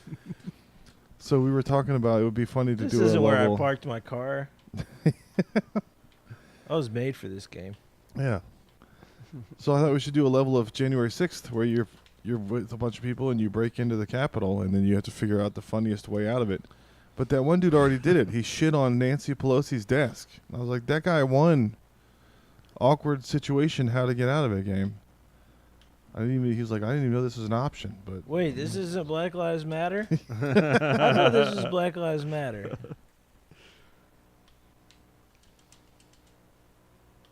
That was crazy. yeah, I wouldn't want to. Caleb has no idea because it was on the news. Yeah, I don't know what was happening. That's why I you're should look smiling that up all the on time. Dial-Up. That girl asks you why you're smiling all the time. You should be like, I don't read the I don't news. watch You have no idea what's going on out in the world. Somebody, I forgot who it was, one of the founding daddies said a man who reads nothing is more informed than a man who reads nothing but newspapers. So that guy doesn't think you're a dumb shit, at least. Yeah, I've spent a lot of years on emotional management. I realized on November 2nd, I've done officially 17 years of straight commission sales work. So you can't have a lot of emotions Yeah. that are getting you knocked off center. You're gonna get rejected. If your entire income is based on how you perform when you gotta fucking perform, you can't have your feelings hurt because of how the news is going. That's when I first moved here. That's what I was doing. I was selling neon signs. Ooh, that would have been killer in the 70s. I mean, it was going good. In 04 here, it was a lot of retail. Oh yeah, I would say that was Strip malls being built and stuff. You're a business guy, Caleb. What do you think about a door-to-door sales selling 7-minute abs. no soliciting signs? Nice. You walk up to a door with How'd no you like sign. to never see me again? You go up to a door with no sign, be like, "Hey, you look like you could use one of these." That's like the trick of taking somebody's pen and saying, "Sell me this pen." I mean, I like it. The only way I would caveat it is just credit card scammer. You know what I mean? Just get all their information. The same person that buys a Oh. no soliciting sign also doesn't have their passwords protected. That's Yeah. the quickest way to the top. So I should rob them. Yeah, the Say. keys scheming and scamming. I think if you're door to door selling, it's as Jim Rohn would say, life is a ladder. You're supposed to start at the bottom and climb to the top. And you don't want to be in door to door sales for too long. And if you really want to make the real money in door to door sales, I would imagine that breaking and entering is where the cash is at. Yeah. Get in, Okay. talk about home security, scope the place, feel rejected because they didn't sign up, come back the next day, come home with the TV, come back a week later and be like, how do you feel about Vivint home security? Do you Hey, I'm the guy that was here a few months ago. We've got these new cameras. They'll keep the bad guys out. Someone broke into your house. It's a bitch that's not on video. That sucks. That's crazy that they'll never catch that guy that Prove it. took your wife's unmentionables. For $1.65 a day, you could have a video commemorating the entire break-in. Yeah, I didn't. Yeah, it's a shame that guy got away with your wife's sweet, sweet panties. Yeah, And that it's common enough knowledge that I, a salesman you've never met, knows about it. the red ones that smell like lavender, and the lavender ones that smell like a workout. I heard a lady complaining. She was at the grocery store, Smells and like the guy the was worst pizza at Pizza Hut. guy was leering at her, and she said, "I could feel his eyes on me." And I was like, "What a cool superpower!" Well, how do you do that? You can, if I could. Does it make a sound? Yeah. I could feel your eyes up. Yeah, women have all these cool superpowers like intuition and the Mother Earth Gaia shit where they can feel the energies of, like, they know what the dog is thinking. But these are superpowers that are only good if you don't tell anyone. Like, if I could feel people looking at me and know what people are thinking, I would never tell anyone. I feel like you've been talked into secret superpowers by hot chicks before. Your superpower is that you and I will never happen. That It's is your never gonna superpower, and that makes you powerful. Now get away from me, you're gross. We had a second kid, my son. We were going to get him circumcised. Or I was talking to my wife about it. 15 years old, did you say? Yeah, it's time. Look, if he's going to get a car, he's going to get sniffed. Yeah. Oh, that's a great idea. You do the circumcision at 16. What would you do for a Camry? It's like, So yeah, when he was born, I was like, yeah, we should do it. And she was like, why? It's the modern age. You can wash. That shit was invented for cave people. And I was like, yeah, I guess not, right? But I'm circumcised, so I thought we should be the same, because I don't want him to feel weird that we're different. And my wife was that like, boy's got too much cock. yeah, We need to knock it back a little bit. How about the daddy size? Let's get it down. I'd be so pissed if my kid had a bigger dick than me. oh, my wife was like, when are you? Twirling foreskin, like just like his dad. She was like, when Like are you father- planning on sitting like around father, with our like son son. and comparing dicks? And I was like, oh, yeah, probably not ever. All that time when we're not having sex, honey. What do you think? It's not a good look for anybody. Ain't no son of mine gonna have a 7-incher. And so she was Hell like, no. when did you ever compare dicks with your dad? And I was like, in the shower, when he taught me how to take a shower. And she was like, what? And I was like, aren't your parents supposed to teach you how to take a shower? And she was like, no. You My can uncles figure keep it dropping out. by. Yeah. Yeah, my dad would shower with me, and then my uncle Roger. Like, if And- you're old enough to not take a bath anymore, you know how to wash yourself I liked off. Uncle Mike the most because he would help me clean. I didn't have to do much. Well, that'll learn you being little in the shower next to your dad and seeing it right in your face. Like, oh, we're comparing now. I don't know if that's normal or not. I 'cause don't think it is, because no one else has had that experience. I've heard about people like taking showers with their dad, but I don't have I never really had a dad. I mean, I wasn't a You fucking... can't take a shower with your stepdad. That's Well- how he becomes your ex-stepdad. I wasn't a retard kid. I could probably have figured it out on my own. I didn't need What you're gonna want to do a man to is- stand dick to face with me and just teach me how to take a shower. Yeah, I didn't First need step it. to learning how to shower, son. Take a look at that. Take a look at this here, boy.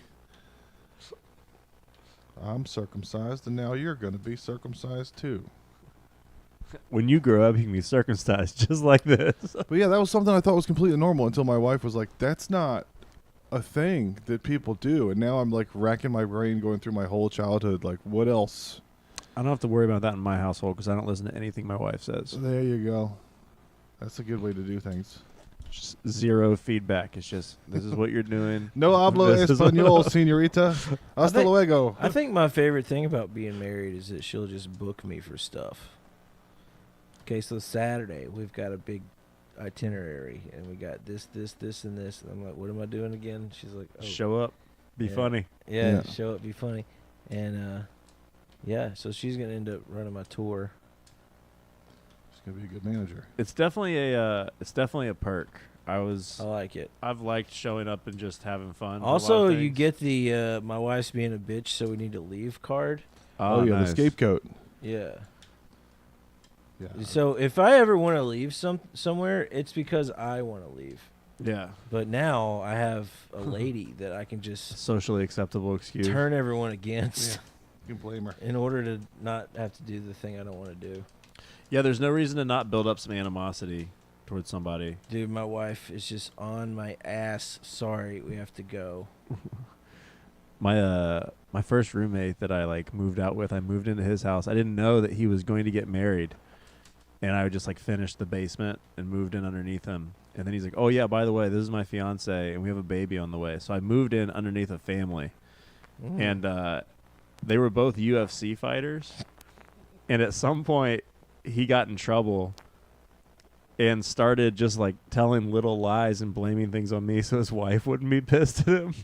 So like he would like not do the dishes and he'd be like, "Oh, that was Caleb." And "Oh, he did this," and "Oh, that's Caleb."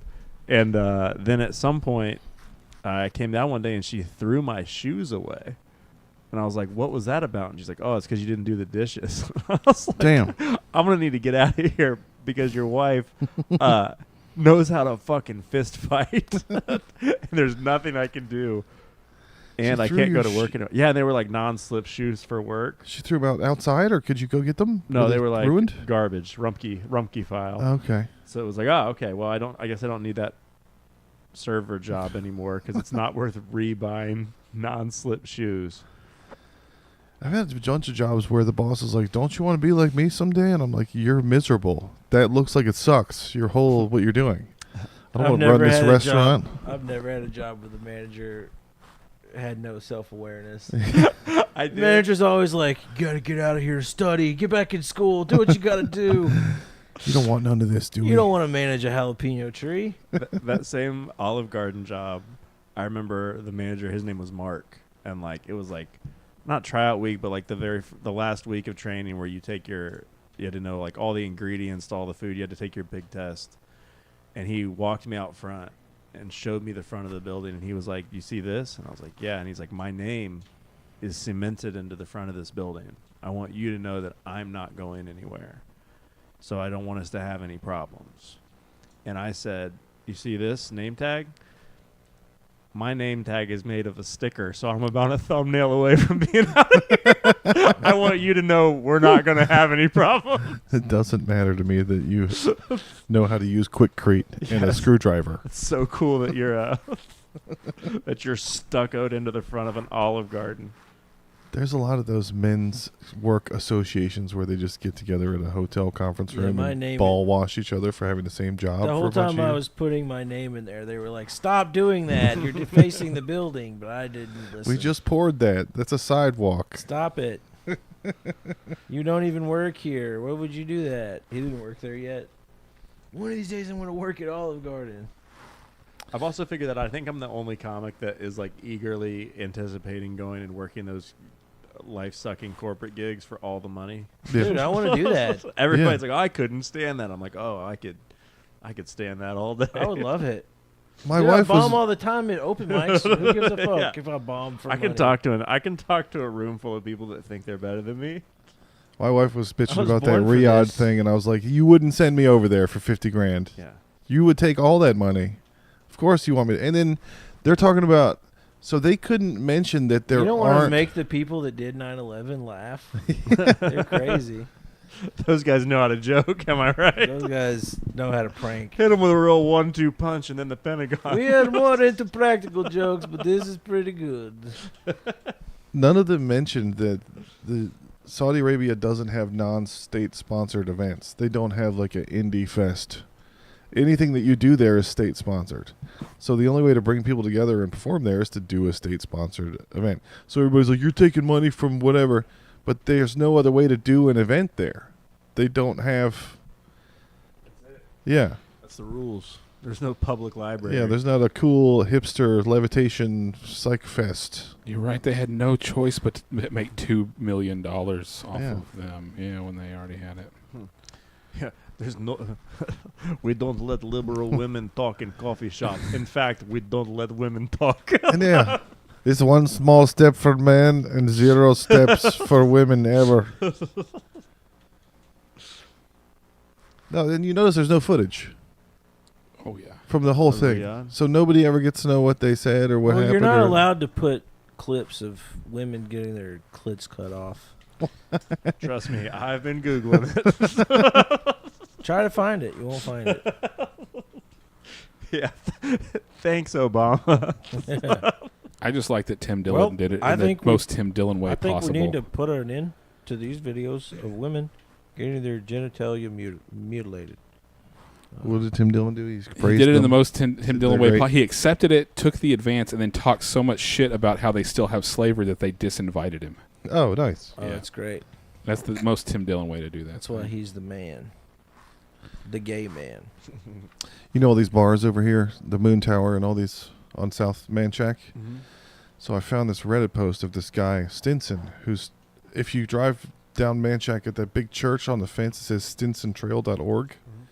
So he's working on a pedestrian trail behind all those bars that starts at like Sam's Town Point and goes all the way to South Austin Beer Garden. Because there's been pedestrian deaths on Manchac because there's no sidewalk and it's 50 miles an hour and people are walking out. Stupid. It's so funny to like cut a path through the woods for drunk women to Yeah. walk home after the bar.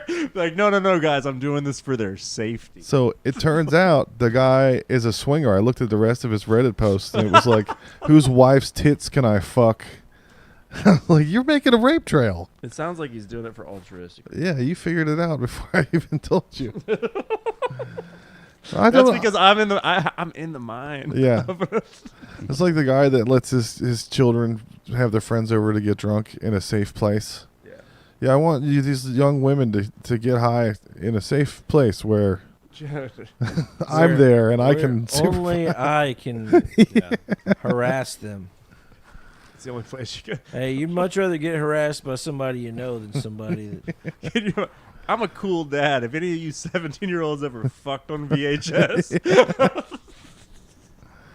you're gonna learn today. yeah, it does feel safer. No video. We're just in here talking about kid fucking into microphones. Well, into the void. prevent it. Yeah. We're trying to Yeah. prevent it. I mean, that's the only reason that guy's building that trail. Is this a safe space? The only For you to video be is free? is the game. It's also so funny to to like be reading the newspaper about vehicle deaths and be like, I got to solve for Yeah. this. We just need to fell some trees. Look, these women are not going to get killed by cars. They're going to be safe on my trail. She died for nothing. Plus, he said they're going to have vintage booths back there. So, who are you trying to attract with vintage booths? And Booths like chess tables. a retail operation, or like a corner booth at a diner. It's a hike and bike trail, Hike and bike. but he's trying to put booths along it behind the.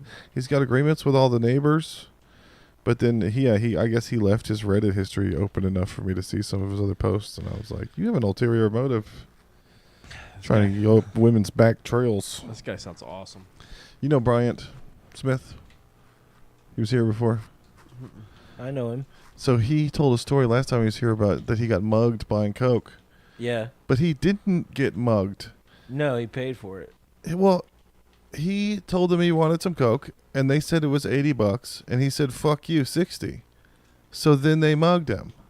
Because he didn't agree to the original, because he tried to talk them down. He basically got mugged for being Jewish. Trying to haggle on the spot. Yeah, and it was him against 4 guys. So we went to 4 guys in a bathroom stall, like, hey, dudes, can I get some of that? And they were like, yeah, $80. So at that point, you go, okay, or no. Or you say, I only have 60. Can we work it out? It's also so funny to negotiate at the lowest level of drug dealing. Yeah. Like, we're talking about a gram of Coke, and he's Yeah. like, look, guys, I'm going to need a 25% discount. It's like when Nathan from Australia told us that he got tricked into sucking a dick. Tricked into sucking a dick. Yeah. He asked me to. I agreed. It was more of a discussion Yeah. and an agree. I bet you won't suck my dick. I bet I will. Oh shit! You fucking got me. These are triple dick- tricky Americans. Triple dick dare you. Oh, No, he anything said he is cash very apped them alright. $60, and Yeah. then they were like, "We didn't get it. Go get money out of the ATM." And he was trying to get a girl to snort coke off his dick, so he was desperate. So he ended up paying $120 when he could have paid $80. He was never going to pay 60. That was never going to happen in the first place. It's also so funny to be like, you know what sensation's gonna get me off? Numbness. Feeling a girl enjoy the cocaine I just overpaid for off of my penis. Dude, you know if she like sloppily snorts it and spills it, he's just gonna be like, "No, it's so expensive." Finally, a real excuse to hit a woman. What are you guys doing for Halloween? Let's see. The puppy's in a dog contest coming up. I don't know which day. You'd have to ask my wife. She keeps my schedule. Is it a wiener? Did you go to the wiener thing? No, he's he's going as a vampire. He's a cute little motherfucker. I will say that. What is the breed? Cavapoo. Dude. About to have a poo right now. He's a Thinking little about it. motherfucker. Oh, wow. Yeah, he's pretty impossible. For the people that are just listening, he just showed Josh a picture of a cute dog. Yeah. Picture of his And balls Josh pushed was through the back of his impressed. legs. He turned around and bent over. He just showed him a picture of Silence of the Lambs. Yeah. Oh God, you can eat his face off, huh? Yeah, it's so we did that. How'd We you went like to to a eat roller your rink on face? Saturday. Boy. Just Just over as here, a- man. Check. As a 70s couple, my wife went as a disco ball with a big baby bump. Okay. She's big on themed Halloween costumes. I realized as I looked over my years, I've only done penis-related humor for my Halloween costumes, so I think I'm gonna have to mature past that now that I have a baby girl on the way. No, Dude, I went to the creek. I went to Sunset Strip on edibles, Mhm. dressed as a dictator. So I just literally hung a potato from my belt buckle, and it was for like a mic where you got extra time if you did a costume. So I was like, Yeah. oh, I'll throw this together. And then I ate too many edibles and went to Sunset Strip. And I remember sitting over at the side. I'm now the only person in a costume. And it's a pretty normal street clothes, except there's a potato hanging over my penis. Yeah. And just people were stopping and kind of like wanting to talk about it, but I was just too high to interact at all. So I'm just Was this staring peer back pressure, or at you just dosed yourself too much at home? just sometimes you just get a little ambitious. Yeah. We have one of those shops here behind the house. It's not good to have one walking distance. I can see it from my house. Yeah, there's only been a couple. I can remember one time during COVID where I like smoked too much and had like a freak out. But normally it's only from edibles that I go way overboard. We could sit around and bong rip for a while, and before it became a problem, I would be like, all right, well, I should probably chill the fuck out. But The seltzer gets me like that because I feel like I'm having a beer. yeah, you think you're Like, fine. this is an alcoholic. I gotta drink it. I don't want to be a I'm pussy, going do to I? have 4 beers. Yeah, you're supposed to split them up and put them on the rocks and sip them slow and see what happens. Yeah. You got Yeah. one in the refrigerator over there still. Yeah. I know, me and we're the wife- scared. I'm scared of it. we got. Did I tell you this already? We got these THC drinks. Like Saturday night, and we drank them. Woke up Sunday morning, That's when you were still high. still high. Woke That's up sweet. this morning, still a little bit high. Turns out they're. But I was fine by the time I got to work. Don't worry, boss. I'm sober again. We went to the Uncommon Flea Market again this weekend. It's behind Uncommon Objects on Fort View. I don't know if you've ever been over there. I've heard of it. Uncommon Objects used to be, it's a couple's activity. Your wife would probably love it. There's all kinds of kitschy gadgets and things and cool knickknacks and things. But there was a guy with a booth with a bunch of old porn. He had that. A big. I was like, honey, can we get that? some knickknacks for the house? Damn. And then there was a hot dog guy there that had Milwaukee brats, and they were like cross-cut, like a baseball nice. field. And then he put all kinds of good stuff all over them, and he was just bitching that the DJ was too loud. He's the hot dog king. He had Polish ones, and he had all kinds of good hot dogs. And then I went into the store, and I bought a guitar. Nice. I got an acoustic Yamaha for $150. It was the same one my buddy had in college. And it just rang out nice. I was sitting there playing it. And some woman was standing around shopping near me, this old lady. And then I stopped playing it, and she was like, can you keep playing? I was not shopping. I was just listening to you. And I was like, I got to buy this guitar. This is a good guitar. That lady has been. She also works on straight commission. Yeah. She's been sold it. slowly going around like, wow. Yeah. This The looks great lady on is you. She got me. schizophrenic. That's fun.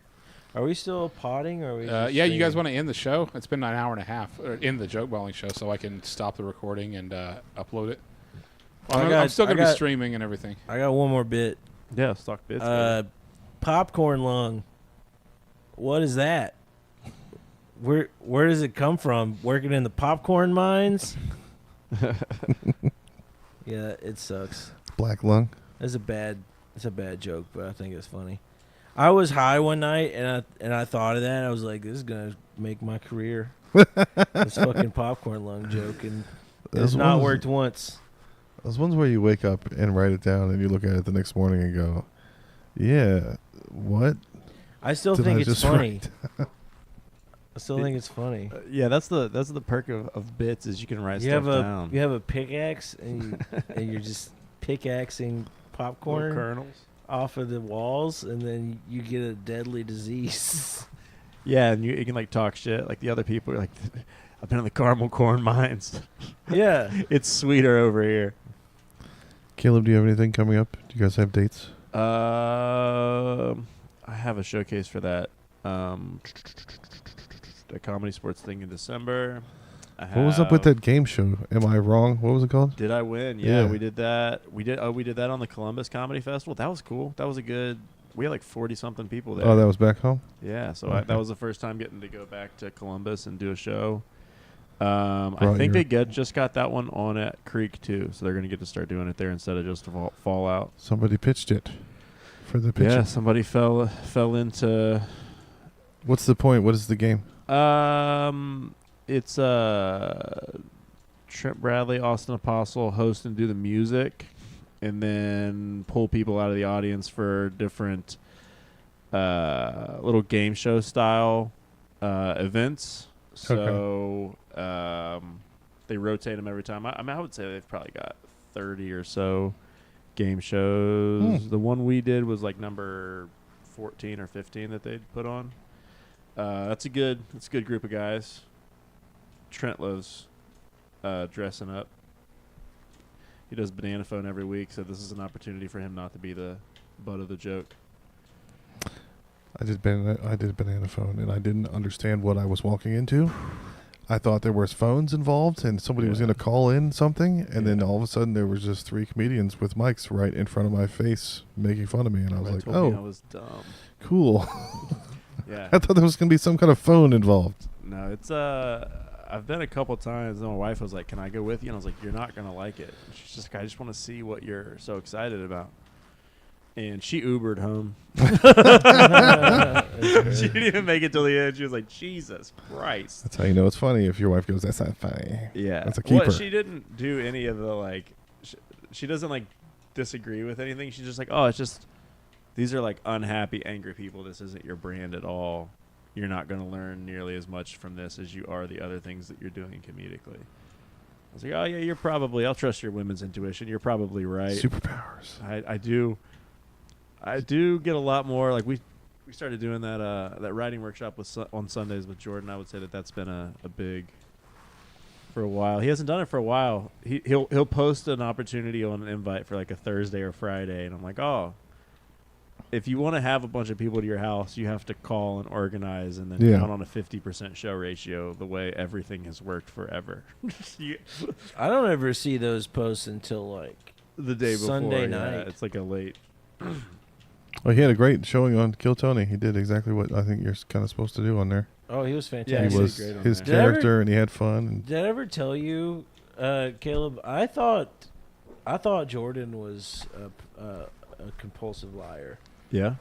Because he would just like casually bring up some crazy shit that he did or like does, and the thing that got me was he was talking about, he was just like, yeah, I was just singing, I was in this opera class, I was singing opera. And I'm like, this motherfucker doesn't tell the truth. is not telling. I was like, you it's know too what? funny to be true. I was like, dude, I want to hear some opera. And he just like stood up, Belted it out. like, I was like, okay, so he's not a liar. Every person that is like told stories like that I know is just full of shit. Yeah. So Yeah, it's It's good. It's good to meet an interesting person. I like somebody that's just got a strong perspective. I don't even have Yeah. to agree with it. I just want them to be Yeah. all balls to the wall. So you and your lady had a travel blog thing for a while, or are you doing? No, we do. I would say we're probably 70 videos into like exercise videos. Okay. So I've probably done 50 group classes in my life. She's like over 400, 450. She's like a Damn. way better personal trainer than I am. So we've shot a couple of her. Like right now she's doing some pregnancy videos. Like they're still Yeah. getting edited. Yeah. I would say that'll be something we'll continue. There's a big market. I don't know that it's a big market. It's just like when when Tony Hinch was like, "What do you do for fun?" It's like I actually love working out with my wife. As Yeah. gay as that sounds, like that's like one of my top favorite activities. And so I would say we'll probably continue that up, and she'll continue to sell personal training. So before the baby, she just got her personal training cert, and then she got her nutrition certification and her corrective exercise certification. So I married a bookworm that just like studies all the time, and now she's studying all those midwifery books so we can. Yeah, my wife was like, a man will never understand what it's like to be pregnant. And I was like, I watched you be pregnant for 18 months. I'm like, Jane Goodall.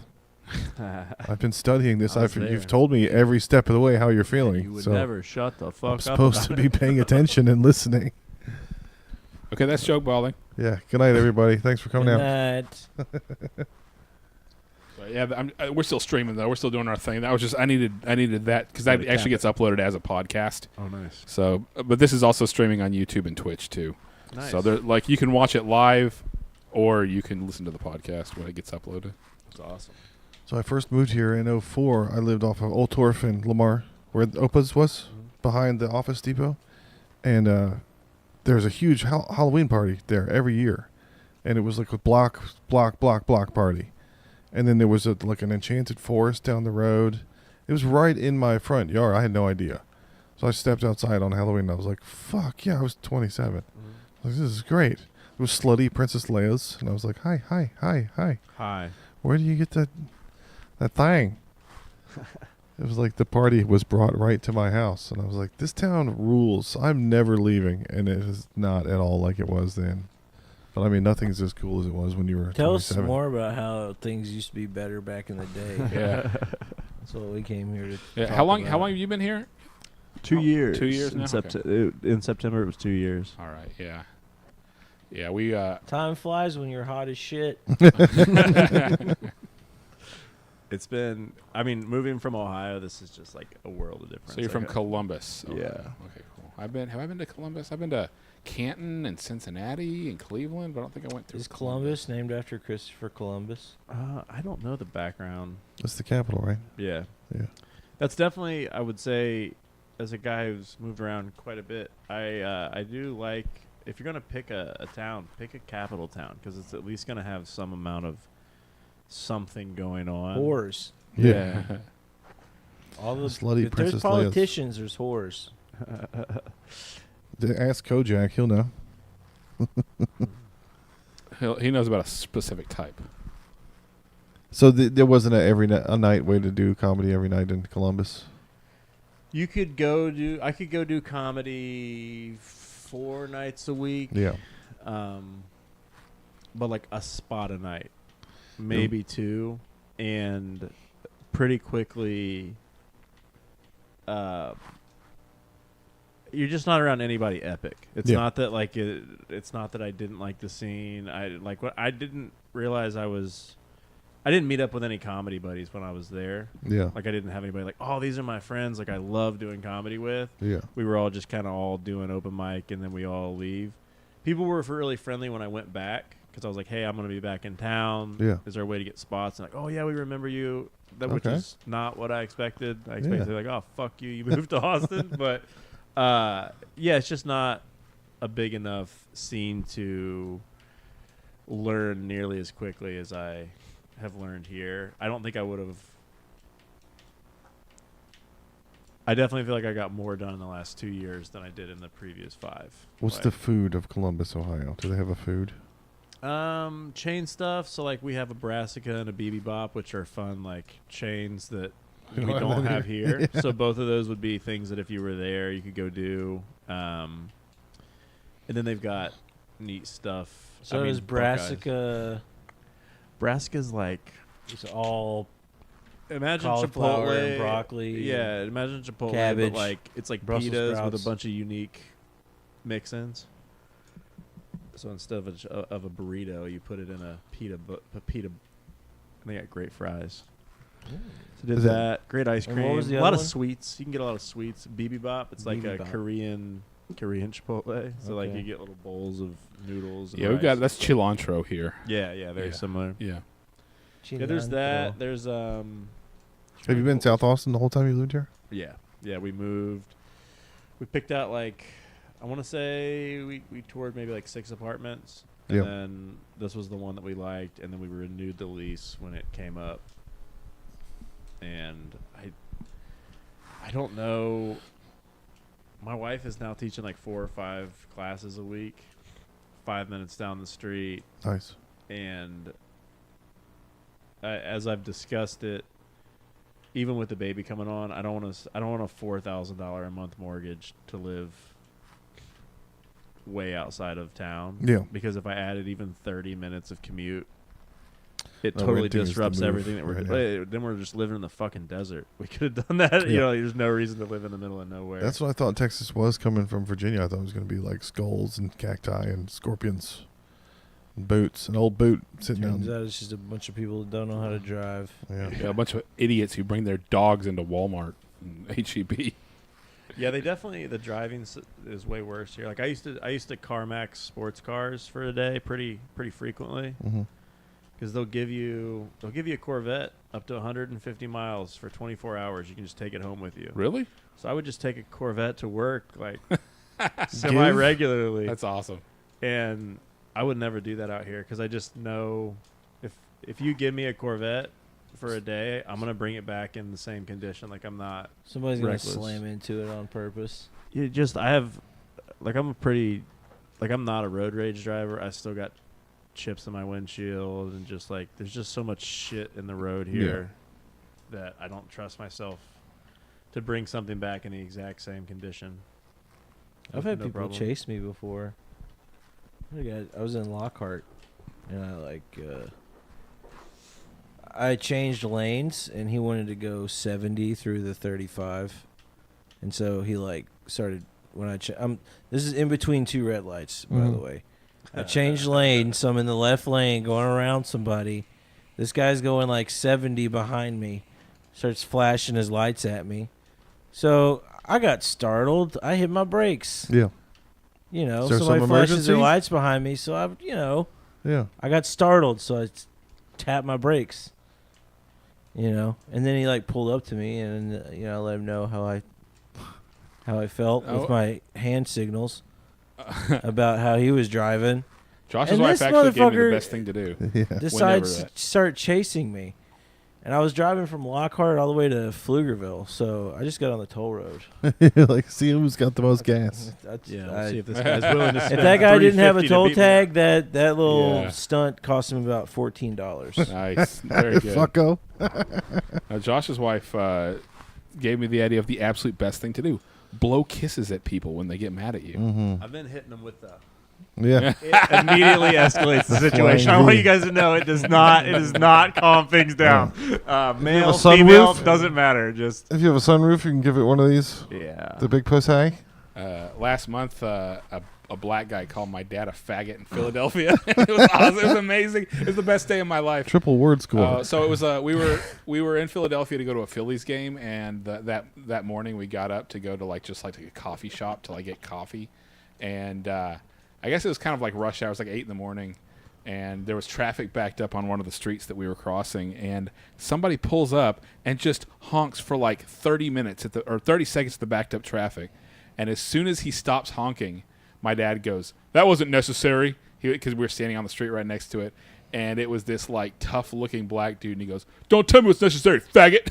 And I started bursting out laughing. Your dad I've was never like, heard "Do my dad get called a faggot before. Your dad was like, "Do I get a pass?" He said Yeah. that, so I get one, Yeah. right? And that was the joke that we made. It's like, well, the thing is that we always have a nuke. We always have a nuke in the chamber. In that case, like we can definitely blow the entire situation up if we want to. I had a white homeless guy throw a banana at me and call me the N-word the other day. And I was like, I've just been Dude, hate crime. I was, he binged a banana off my back driver's side window. That's awesome. And I was like, Jesus, dude.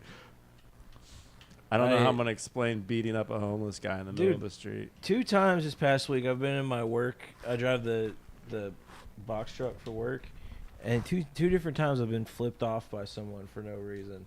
One, I was sitting at a light, just a red light, and the person in front of me, like there's a homeless guy doing homeless stuff there, and these people like wave him over. They wave him over and hand him like a bag of chips, and he takes it, and then they're just like chatting for like the whole time the light's red. And so he starts going back to his car. Light turns green. I'm starting to go. I hear him next to me. He's like standing next to my truck, and I hear him, and I look over, but the light's green, so I like look, and then he's just pissed and just flipping me off. And I just went, and he was just like, ah, and I'm like, I didn't even have time to answer him. I got profiled by And then ICE. the other time was just a random lady, just decided to flip me off when I was turning. Did you give her one back? Huh? Did you give her one back?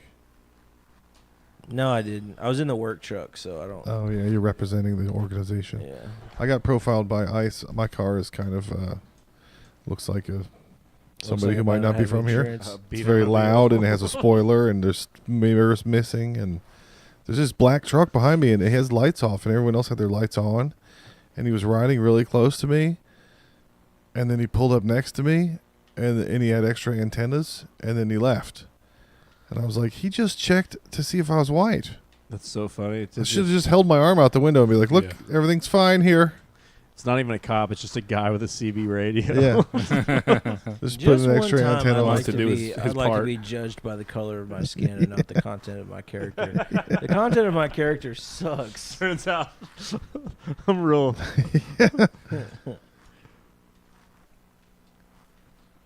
I mean, everybody complains about driving here. It's because everyone moved here. You moved here. I moved here. I'm the problem. Yeah, I hate My traffic. bad, America. What sucks is like all the places with no traffic suck. That's why there's no traffic. Yeah. When I moved here, I saw people taking like a Sunday drive, and I'd never seen that before. Yeah, just to go cruise. Just old cars and stuff. And I was like, well, on the East Coast, you only drive if you're about to fucking have a baby. Yeah. Everything's an emergency. Everybody's yelling and honking. And now it's kind of like that here. Yeah, it's Feels like home. It was like the first time I smelled crack in an alleyway here. I was like, oh, DC. Smells like home. What does crack smell like? Burnt plastic. Sounds like a good Hair. night. Yeah. Burning glass, I guess. I don't know. Sounds like Washington, D.C. Oh, I went to DC once. I don't For- remember if it smelled like crack or not. You went for school, right? Yeah, I was in the Rocket Club. Read it in week, Caleb. If I wasn't cool enough, I was in the Build a Rocket Club. In 6th grade, we were supposed to go to Washington, D.C., but my dad went in and got the field trip changed because after 9/11 happened, he's like, "Ma, you're not taking my kid to the Capitol. Nice. The terrorists are going to come get him." So we went to Philadelphia, Pennsylvania instead. There's a plane went down there, too. Yeah, but they were winners. Okay. They stopped it. They stopped the problem. Yeah. So I have a question. What are you trying to do? Yeah. Get to the next Yeah, area. Just get to the next place, but I keep hitting the sides and then running into things that kill me. Okay. Or are you asking like just like the general part of the general what you do in well, the it just game? seemed like you were like doing the same parts over and over. Yeah, because I kept getting hurt too bad to where I was just going to die if I went any further, which I'm Okay. still probably going to just die. You die a lot in this game. Yes. Caleb, you said you moved around a lot. Do you travel a lot, too? I don't travel as much now, but I would say like through my 20s, yeah. I mean, shit, dude. When I was like 29, I did like 200 days a year on the road. Where else Like, I have you was, lived? all just Ohio. Like I Okay. didn't move, but I would do all through my 20s. I would do like 2 weeks a year in California worth of business. And just, Okay. like, What's your everywhere. favorite hotel to jerk off in? Embassy Suites, because I can get drunk Nice. first. You know, you go down, free open cocktail bar. What? There for a while, I just carried an Embassy Suites card in my wallet just to go pregame at Embassy Suites between 6 and 7 o'clock at night, and then go hit the bars. Hell yeah, dude. I got to go to. I like La Quinta. That's a place where I don't get judged by the color of my skin. They're like, he's staying here. He belongs here. Yeah, He's getting drunk at 6 p.m. Yeah, I was in Dallas last week working and tried to save $20 on a hotel, but it's not worth it. Yeah, it's never worth it. It's never worth it. Just spend the extra $20. You need La Quinta minimum. That's where I stayed, I love La Quinta. and it was a older La Quinta. You see, The room older was all ones right, are hit or miss. and You then wanna I get got in there. Just a brown square box. It's nice. If you get the yellow ones that look like a That's where I was An old at. school I was Taco real Bell? yellow. I was at a yellow La Quinta. yeah, don't go to. And a I got in yellow there, and there was La Quinta. lots of those dry your area out fans in the hallway. The Oh, whole yeah. place smelled like mold, and I was like, "Oh, this is good." I'm probably subtracting a few years off my life to save $20. I got to go to Europe in January Oh, because my nice. parents lived there, and my dad was unwell, or they said he was unwell, and then I got there, and he was fine, but they weren't allowed to drive because he had a stroke, so they just kind of trafficked me to Europe to drive them around. It's awesome. They didn't have a driver because they couldn't drive, so they're 70. So I got there, and they were like, "Actually, Dad's fine. Do you want to go to Italy?" And I was like, "Okay." So they rented a Yaris and like your Corvette really thing. balled out, didn't they? Well, yeah. You know, Stu- I used to scoop dog shit, and I had to drive a Toyota Yaris. That had a picture of a dog sitting on a toilet with like a newspaper on it, and so yeah, I'd have to drive that thing, and if somebody paid, instead of throwing it into their trash can, we would take the poop with us. And so I had to drive around in a Toyota Yaris Filled with dog shit. filled with dog shit. Like it was in a Jesus. tote, like, but you could still smell it. It's man. I got tell you what. pink eye once. Yeah, but the ability to Dog just poop. drop off 7 tons of dog shit at somebody's house. Driving a Toyota Yaris just filled to the brim full of dog shit, and then you get pink eye from it. Yeah. That's just peak. Yeah, they wanted it back in the It's just same peak condition, and they comedy, went around you and know? took all these pictures, and I was like, "It's a fucking Yaris. Who the fuck cares if it gets dinged?" Yeah. And then everywhere we Those went in things Europe come was with tiny. dents. It wouldn't fit anywhere. Like all the alleyways and roads are just made for mopeds and tuk-tuks. I couldn't get it in anywhere. The first thing you do when you buy a Yaris is take it to the shop. You said tuk tuk. They made me think. This last trip to Ohio, I have race car friends in Ohio that have like invested well and hit it big. Yeah. So I went to go see my one buddy because he's got a handful of cool cars like Lamborghinis and stuff. So I go and hang out, and my wife is like, "Hey, I know I've never said this to you before, but this is the first time that I'm like worried about you hanging out with Matt. Like I trust you, but I don't trust him." And I'm Mhm. like, "Yeah, no shit, pal. I don't need to trust my friends. I just want them to be interesting." Like, you think I hang out with my friends because I trust them? No, I don't I'm- want their fucking moral character connected. I'm married with kids now. I'm trying to live vicariously I'm through trying their to- yeah. slut stories. Yeah. Tell me about when you got laid, buddy. At some point, he came up to me through that night and was like, "Hey, did I tell you about that time I fingered that guy?" And I was like, "That's the shit I'm Nice. talking about. What happened?" It's like, "Well, I was in some country you've never thought to Google, and turns France? out, he had one of those fake vaginas post surgery." And You got tricked into fingering a guy. I was fingering it and it wasn't getting wet, and I was like, "See, that's the shit I'm talking about." My responsible buddies are like, "Oh yeah, the kids are in Sunday school." I don't give a shit. I want to hear about my buddy almost fucking dudes. Oh, that's a safe one to tell your wife too. She won't get jealous. Yeah, she's fine. She's like, "See Oh ya." no, my husband heard The about. next day she showed up and she was like, what drugs did you do last night? And I was like, we smoked weed. We're good, babe. You're not supposed to remember at a certain point. All of them. She's like, well, I was so worried. I had to break it down. Like, again, I don't trust my friends either. I wouldn't call this guy if my car tire was flat. Yeah. I don't need him to be responsible. I just need him to be interesting because that's better for comedy. And again, all my other buddies, they're not even fucking tie hookers, so they have no stories.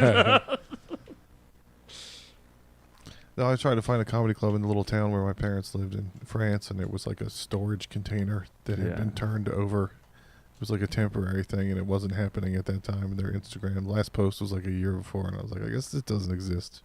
Yeah, there's a lot of places where comedy isn't. You hear all these Sam Talent stories where he has all these crazy gigs in Europe, and I'm like, where are these secret gigs? I was in New York last week, and the only day that there was any good comedy happening was on 9/11.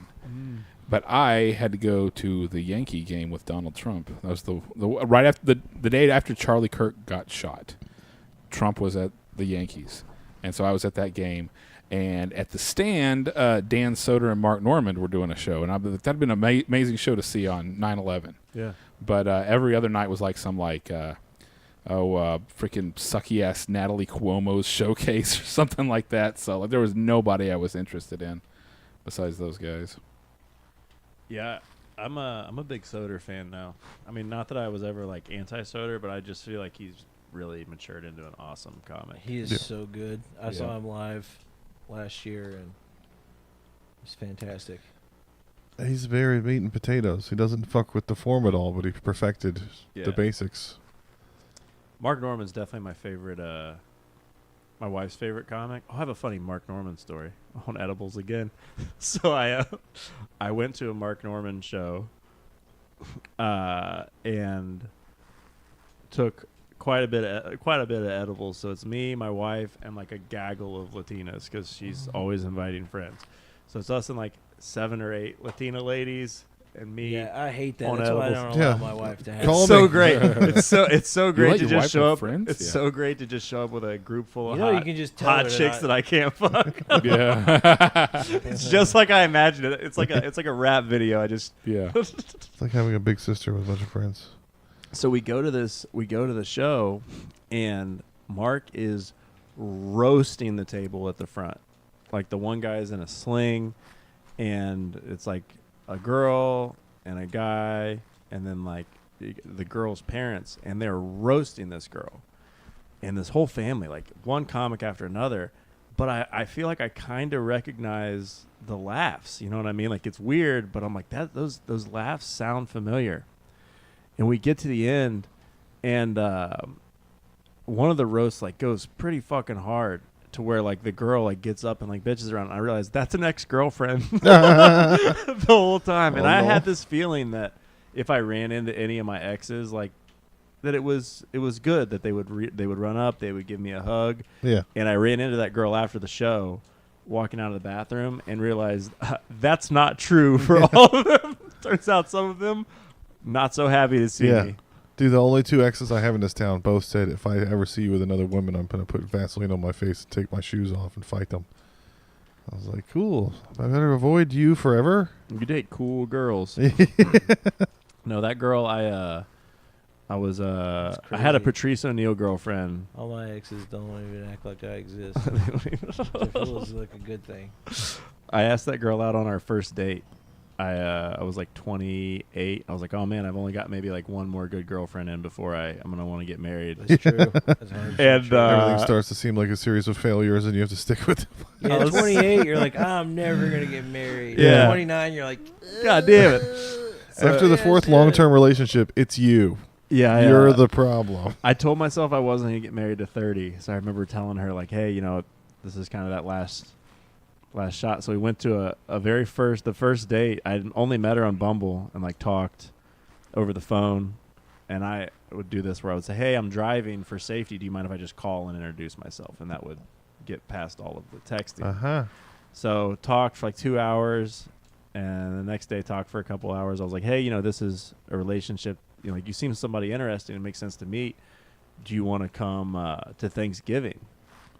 We're having our family Thanksgiving tomorrow. Do you want to come meet my family and watch the Ohio State-Michigan game? And she's like, yeah, that sounds fun. So she drove from Columbus to Dayton, Ohio, like an hour drive. And I just went into my family. I was like, hey, guys, I got a first-timer coming over. I've never met this girl, but I'm bringing her to Thanksgiving. And my family's cool. Like, they like a good joke. So they were like, all right. As long as she's white.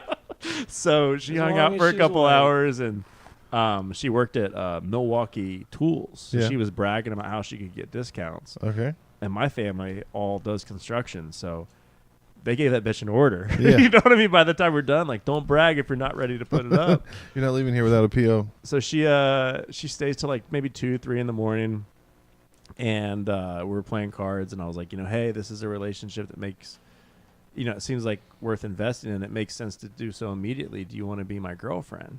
She was like, absolutely. She's just salesman. And I go to work the Mutually next day, and I'm beneficial. like telling my buddies, and I'm like, hey, I got a new girlfriend. They're like, hey, man, like, don't, you know, be careful using like language that way. Girls are going to get attached. I'm like, oh, I already didn't do that. Like, I already invited this girl in to be my girlfriend, and she would have never made it through a second date or a third date or a fourth date, but now we're in a committed relationship. Jesus. So How did that work out? It worked really good for 5 months. There was 5 months of good behavior and then 1 month of bad behavior, where she was realizing. I remember your bad behavior or her bad behavior? Her bad behavior. She was. I told her up front, like, hey, dating me is a lot like riding in a sports car. Like, it's a lot of fun. We're gonna burn through some rubbers, eat around me. but I'm in the driver's seat. You're in the passenger seat. Just Yeah. buckle up and have fun. You're Yeah. on my adventure. And we went to New Orleans, and I knew it was gonna fall apart. Yeah, dude, I was being real whiny. Crazy, dude. You're a good communicator. I was good. like, hey, we were sitting. They get pissed. You could be like, I'm honest. She's supposed to tell you that. We were watching the sunset, and she goes, I love you. And I was like, it's probably just the beard. And I That's felt just it the Mike's falling Hard apart. Lemonade talking. I felt it falling apart. At one point, she went to go like talk to like the bone readers, and I was like, I don't fuck with any of that like voodoo shit. Like, Yeah, we don't play the need to devil's do that. games at this house. She comes back, and I was like, you know, how'd it go? She's like, well, it's good. You know, I asked her about our relationship, and I was like, yeah, what'd they say? She's like, well, she said that even though I was worried that I didn't have anything to worry about because I wasn't just an experiment for you. And I was like, yeah, an experiment would hypothesize that I don't know how this is going to end. So yeah, it was 1 month of bad behavior because we would only date like twice a week. Like, we would do dinner on Wednesday night and then the weekends because I was working out of town all the time. So I was like, I need a twice a week winter girlfriend. Yeah. And dated for a good couple months. I'm summering in Sarah and I'm Put wintering you in Christina. just a fat piece of shit body. And see how it Yeah, works. see how that works. Yeah. Not as I'm gonna good. See No, if your silver tongue helps you out. no. I was listening to a lot of the those old like Patrice O'Neill, Black Phillip show. Yeah. So I needed to get that. I had like one last blast of misogyny that I needed to get out before. Well, Donnie and I were talking about those epic relationship moves last week. This girl got mad. We were just dating, and I was like, call me when you're not mad anymore. Yeah. I'm not doing this. Or not. But I'm not in this we're not fighting. We're not here to argue. Yeah. Yeah. So whenever you're done being mad, we can go out again, I guess, or not. I remember I just broken up with some chick, and well, she broke up with me. Let's be honest. And I was like on the rebound. This is when Tinder first came out, and my buddy was like, "Dude, check this out. You can order pussy to the house. You can just It's like DoorDash for gas. You When can I was order your whatever age, you that was want. called He, MySpace. like you, was handsome and tall. So it doesn't work the same way for me. I have to like act like I give a shit. You know, no one's gonna like waste their hall pass on me. You know? Turns out the key to being able to act So like I an have to asshole is a convince 6-pack. Yeah. But so like I started talking to this chick. She's like from Houston, which is like 3 hours from where I lived. and we're just chatting, and she's like, "Do you want to be my boyfriend?" This is like within hours of talk. We're only talking on the phone. It's And I'm the like, way "Yeah, to do yeah, it. yeah. I want to be your boyfriend. I want to be your boyfriend so fucking bad. Yeah, I want to be your boyfriend." And she's like, "Cool." And then like, at some point, she's just on the phone way too much. I'm like, "Why? I not can't here. do anything. I'm on the phone too much." So I went over to my buddy's house, and she calls me, and she's like, "Hey, what are you doing?" I was like, "Oh, I'm at my friend's house." She's like, "You're just at your friend's house? Like, Why are you not repeating? even, you didn't call me or anything?" I was like, "I don't have to tell you what I'm doing. We haven't even met yet." And she was like, "Well, you're my I owe boyfriend." you. I was like, "Well, maybe this isn't gonna work, you know." And she was like, "What do you mean?" I was like, I don't want to be your boyfriend if you're gonna like stress out about. I don't want to be on the phone with you 12 hours a day or whatever." And anyway, 2 days later, she calls me. She's like, because I was planning on making a trip. And have y'all ever been catfished before? Yeah. Yeah. So- I have a fuck up where I I- used to invite girls to spend the night first. Uh-huh. So I don't get mad when so like the only catfishing that's ever been done for me is like how did you get your picture to look like that when you look Yeah. like you Yeah. you do? And I don't. You got to give them props. You can't get mad. You got to be like, "Well played, man." You Not even know? upset. I'm amazed. So- Tricked me. Does it count I as drove- catfishing if she didn't mention the fact that she has 4 kids before you meet up with her? That's kind of a catfish, isn't it? Yeah, but well played, madam. Good job. You're getting yours. tricked by a girl with a full baggage. Like, it's awesome. Yeah. That's a school of catfish. Dude, my second date with my ex, we me and her and her 2 kids went hiking, and her oldest kid was like, "You could be our new dad." And I was for a while. The first time I met my wife's host. But anyway, family, I they were drove "Will you like be- 3 Will you hours." marry her? I drove like 3 hours to hook up with this chick from Houston, and she was just huge. Huge. she step. And like, I don't mind big, but she was like, "How are we gonna do this?" She was Big, using a reverse fisheye lens to take her Facebook pictures. So, but I still did it because she got me there. Yeah, I invited a girl one time. I was like, "Come into town." Again, it was like a long I'm not driving drive. 3 hours. I don't care what you look like or smell like. If I drove 3 hours, we're fucking. Yeah, it's I'm going getting down. in there. If I drove 3 hours to fuck, I'm gonna fuck. I don't care. Yeah, I invited this girl to come in. Do Again, you drove remember GAC from the 90s? the like stuff that Yeah. makes it I just sound. remember kissing her. I was like, she smells like GAC. Oh, It's just a weird artificial. You smell like silicone rubber. Yeah, I was like, what does she do to no. smell like Slimed. that? What were you saying, Caleb? Sorry. That I had a similar situation where Sorry, a I girl was finishing my story. a girl drove a long way like that, and I was like, "Hey, I'm gonna grill chicken wings tomorrow. It'll be great." And then I got there and realized she was definitely a chicken wing connoisseur. She had driven 3 hours, was nowhere near what she looked about by about 100 pounds. Nice. And I again, like, mi casa su casa, you can spend the night. I don't have sex on the first date. That was always my like Yeah. lead in. So then the next Yeah, day, mine was always, I don't have sex on the first date unless you do. unless you're willing to have sex.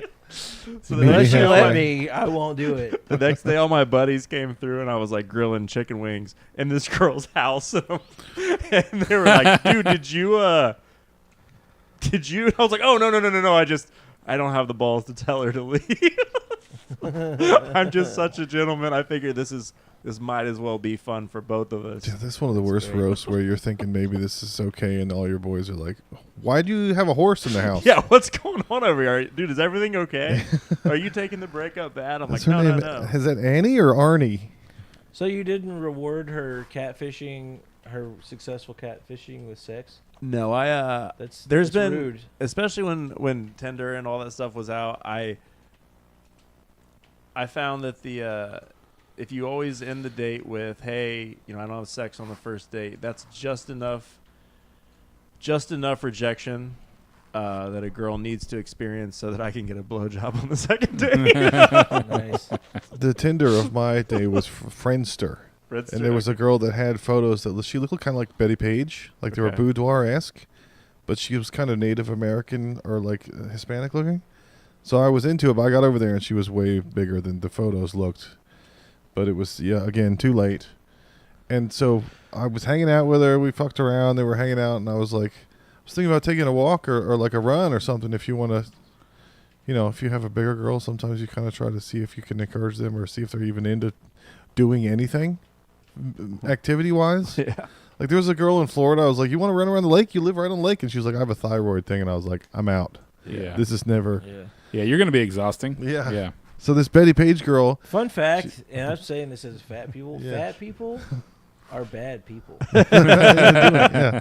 They believe they're You're entitled fat- to you're have fat more. because they're lazy and they eat too much. And they think they get And to if have they- more of the and earth. The worst part, and I don't consider myself these people because I admit it, they won't admit it. They won't admit they're fat. Oh man, I have There's some. nothing worse than a fat person being like, I don't even like McDonald's.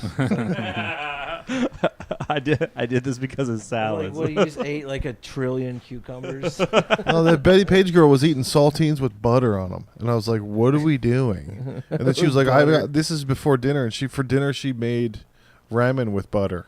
Oh. I was like, "Do you put butter on everything?" Butter is delicious. Yeah. She was the first fish-smelling vagina I'd ever encountered in my life, though. That was bad. I've never been with someone that had a fishy. Yeah, That mouth. was never a one run and into done. that. Thanks, That's- and I'm out. But I That's only one of had the sex perks I with- would say of Ohio. I only had sex with good Christian girls. So What, they all smell like cheese in Ohio or that one potatoes? girl smelled like No, you can yak. just really concentrate on their career because there's not a lot of beautiful people around. Yeah. Personal I advancement. got so good at sales because I was like, oh, I don't have to be distracted by all these beautiful women. Just Also, at one point, you were probably the most attractive guy in Ohio.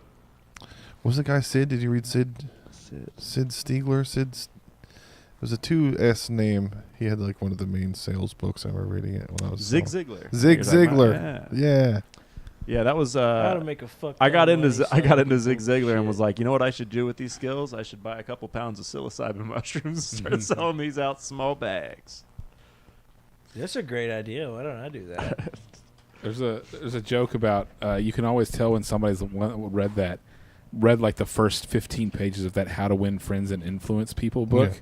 because they say your name 3 times in one sentence after meeting you, or in just a random sentence. That I'm like because there's that stupid myth that If it's somebody like calls me by my name more than once in a conversation, I'm not buying anything. yeah yeah. It's can't like tell you- I see what you're doing.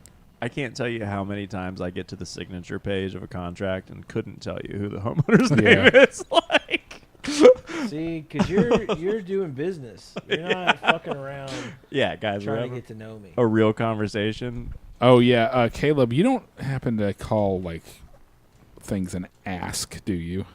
An ask. This is a Yeah. big ask. It's a sales. I found that it's a sales kind of thing, and I hate it. I hate using ask as a noun. Like if he's got a big request. Okay, the request on this thing is I have a blah blah blah 9-inch blah. ask, and I want to put it right in your In tech, Uber.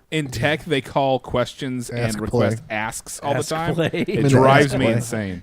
Yeah, in tech specifically, I buy into a selling system that is big on no industry terms. Oh, that's good. So that's Just good. be Yeah. handsome. Yeah, that's my whole strategy. Ooh. Yeah. Anytime that there's that you use like an industry term, Yeah. subconsciously, if you don't understand something, confused people do nothing. So if I'm like, hey, we're gonna do an HMO and then PRP, and then you got to watch out for the IRS, people are like, oh yeah, but you just destroyed all opportunity. So I do Columbo. I just play stupid Well, that's good. the whole time. And like Just turn around on the way out the door and go, hey, you know, one more question. Hold on. Why am Just I one even? more thing. Why am I here? What am I doing here? Yeah. And they'll Is be this like, a "Well, I need kissing book, Grandpa? I need a safe shower. I'm like, why? You look healthy enough to me. Well, no, I fell. Really? But it wasn't bad, was it? No, I was in the hospital. Oh, but I mean, that's not expensive. So it's a lot of like negative. I call it negative reverse selling. A lot of like, look, you're fine. I don't even know why you're here. You're only 70 years old and need Are you telling me it's time to stop stepping 15 inches up into the bathtub because your knees are replaced? Are you telling me that time has finally come? So yeah, I do no silly sales stuff. If you were to watch a sales appointment, you'd be like, I can't believe he's saying that to a human being. I'm gonna be honest, Harold. I want to fuck your wife. What?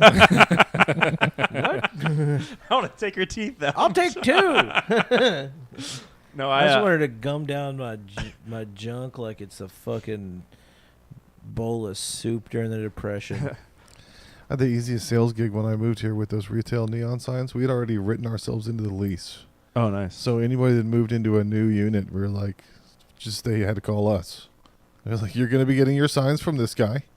And then they'd call me and be like, how many letters? Some lady called. She wanted a scrapbooking company. And she wanted it to say scrapbooking, all 14 of those whatever letters. They're like $400 each with the ballasts and the electricity. It turned out, you get to know people a little bit. And it was her husband was just trying to get her out of the house.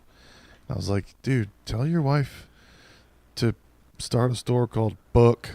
Not scrapbooking. She's going to eat all your money for no reason.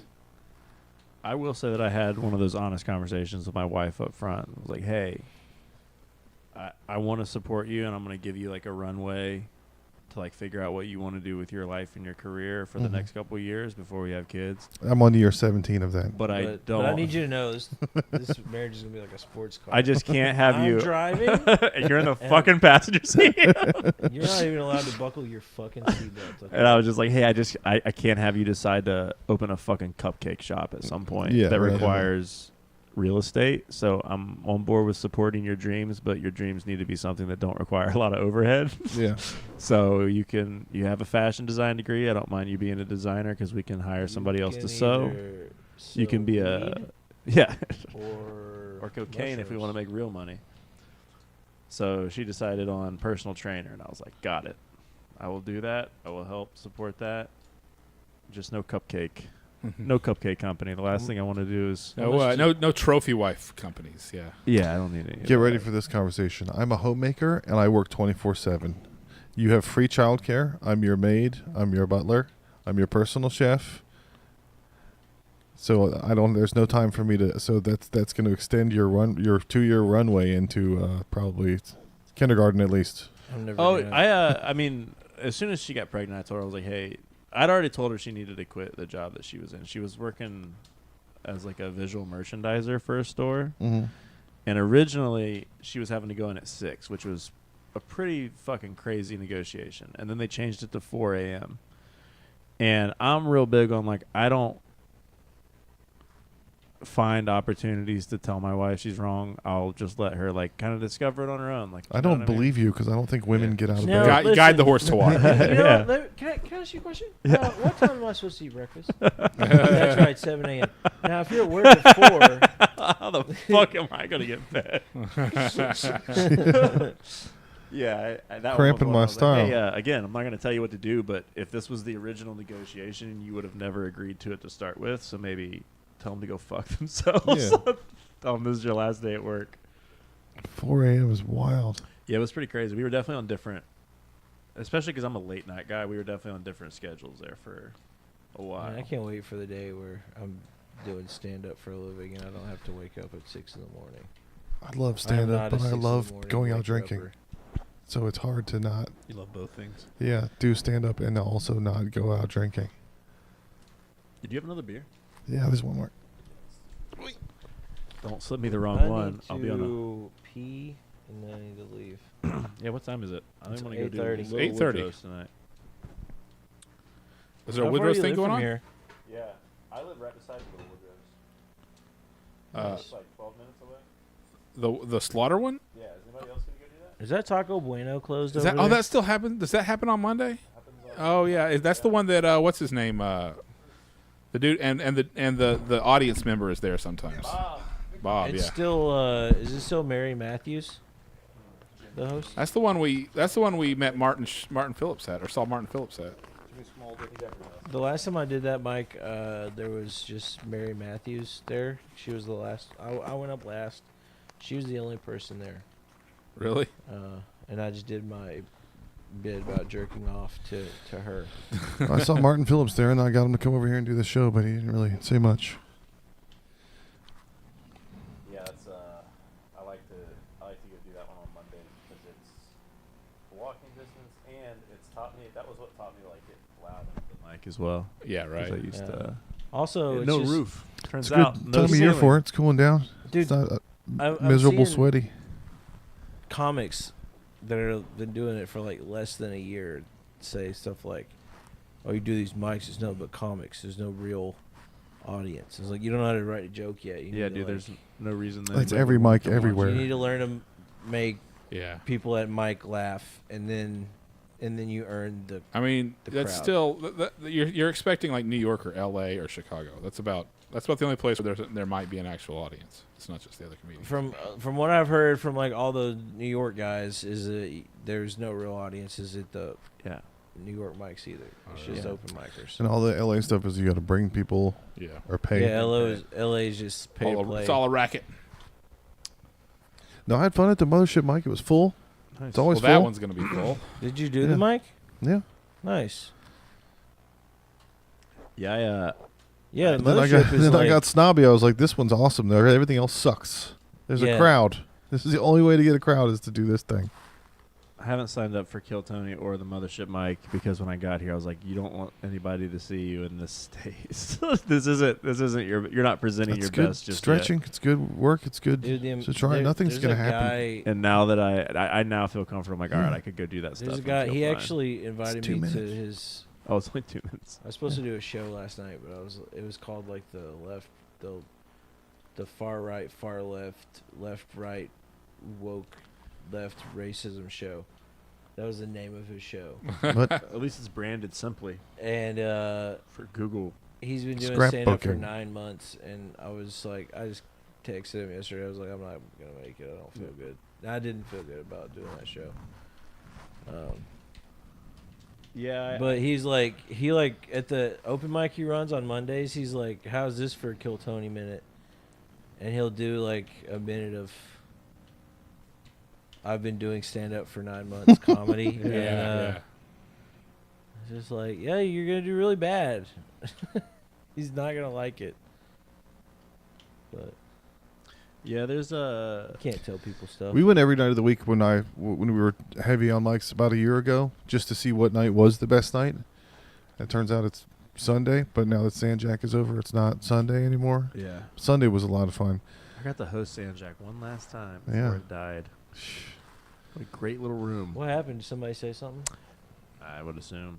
When I got there, Mariano DiVincenzo was apologizing to the bartender. He brought cookies and everything, and I was like, "Oh, you really fucked up." I mean, there was some rough shit happening when we were there. There was There's some guy weird heckling. hecklers, And, yeah. The girl was having to run security, and I was Yeah, like, the "You gotta have the bartender security chick, yeah. guy." She had to go get guys from downstairs to kick this guy out because he was doing the "I'm not leaving" thing. Yeah. Dude, I used to only do that mic because Yeah. I would travel during the week It's for a great work. room. Huh? It's a great room.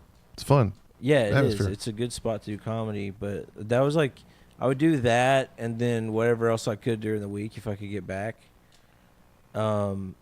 But that was like the main one. I did that, and I did do like the Mothership wasn't open then. Have you done Blake's thing at the pizza place on South Lamar? That's the one that got shut down over the Nazi guy. Fuck. But Which I met Nazi? this, Wait, which Nazi guy?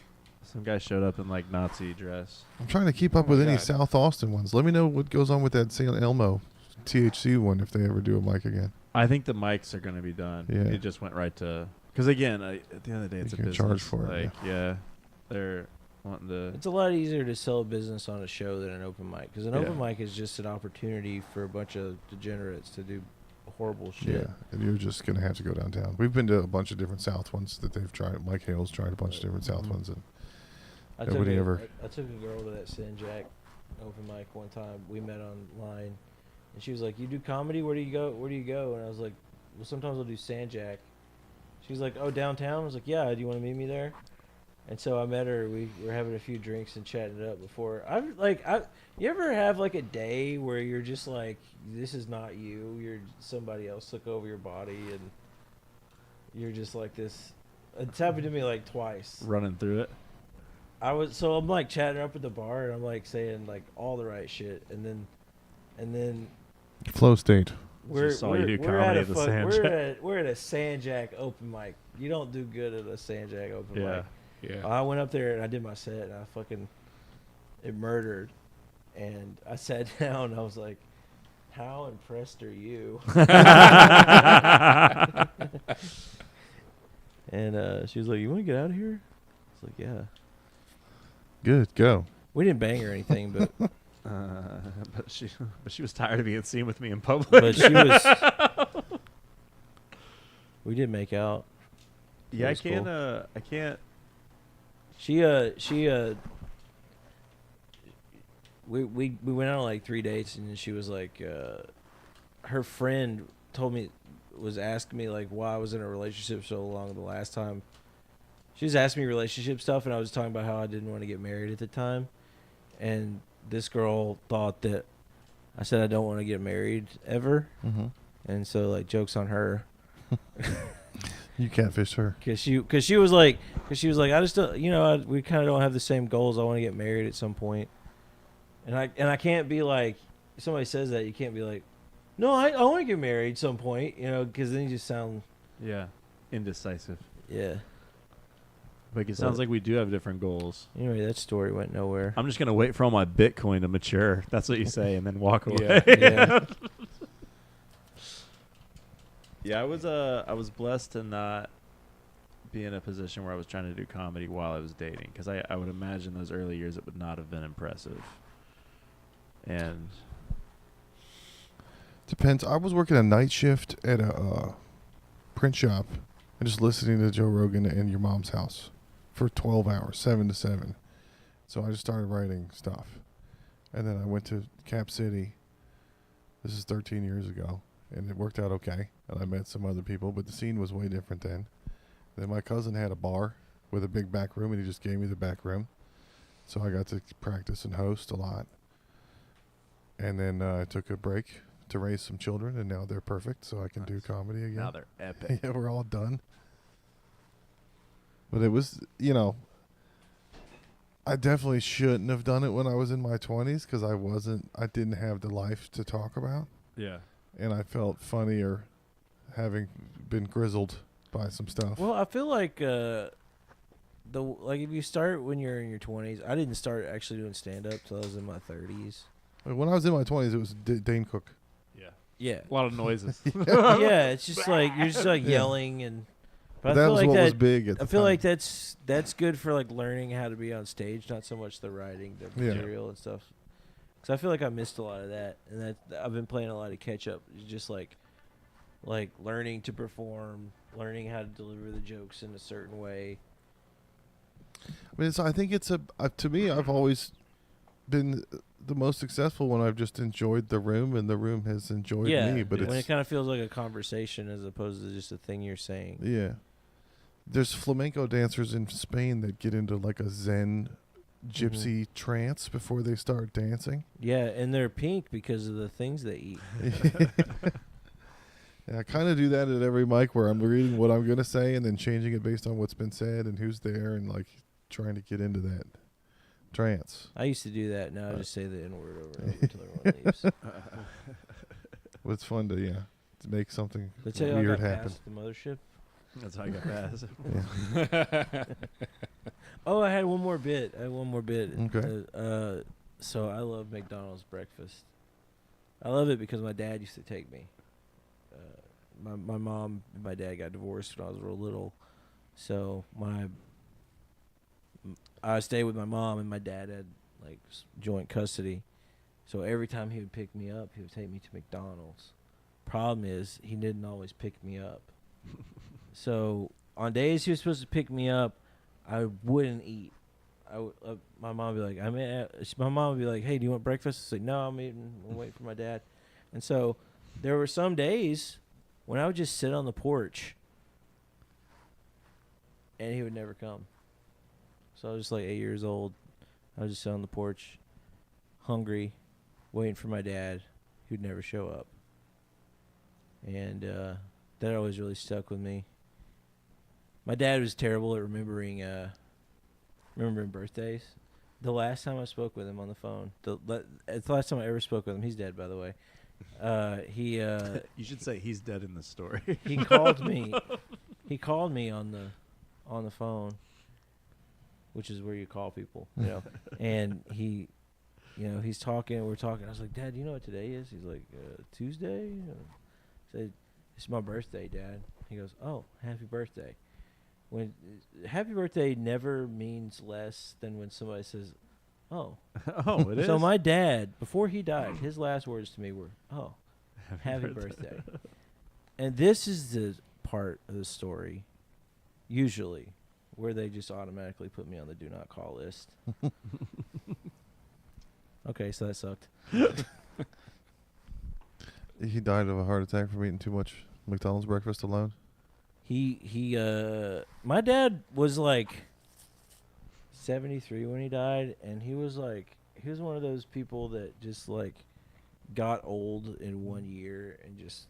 Oh yeah, cracked. Yeah. So basically he was just like It was a time bomb waiting to Yeah. pop. well, he was just like a real active guy, and then just over like the last 2 years of his life, everything just kind of went to shit, and he died, which I feel like is the way to go. But he was like old then. Right? Yeah, he's So he died. 73. Yeah. Yeah. But he used to go hunting. He had hunting dogs, and he had a garden. He's very active. Wait, your parents are still in Columbus? My parents live in Dayton, Ohio. Okay. So they're still up there. Trying to think. My dad's building a couple houses a year. If you think you can post pictures of your kid to keep them from visiting, it's going to have the opposite effect. We, Trust me. no, my wife decided we're gonna not put the kids. Oh, good. That's life out healthy. There, yeah. Yeah. No, we. No, I tried to do it to keep them away and be like, I look, would you say- saw it. Stay there. And then they just drove them nuts, and they wanted to come here all the time. I've also really enjoyed. Like, I loved growing up on a farm and being like. I had this belief in Ohio that I was invisible because no matter what you do, like, it doesn't fucking matter. It's Mhm. Ohio. Like, it's not creating a ripple in the pond. Yeah.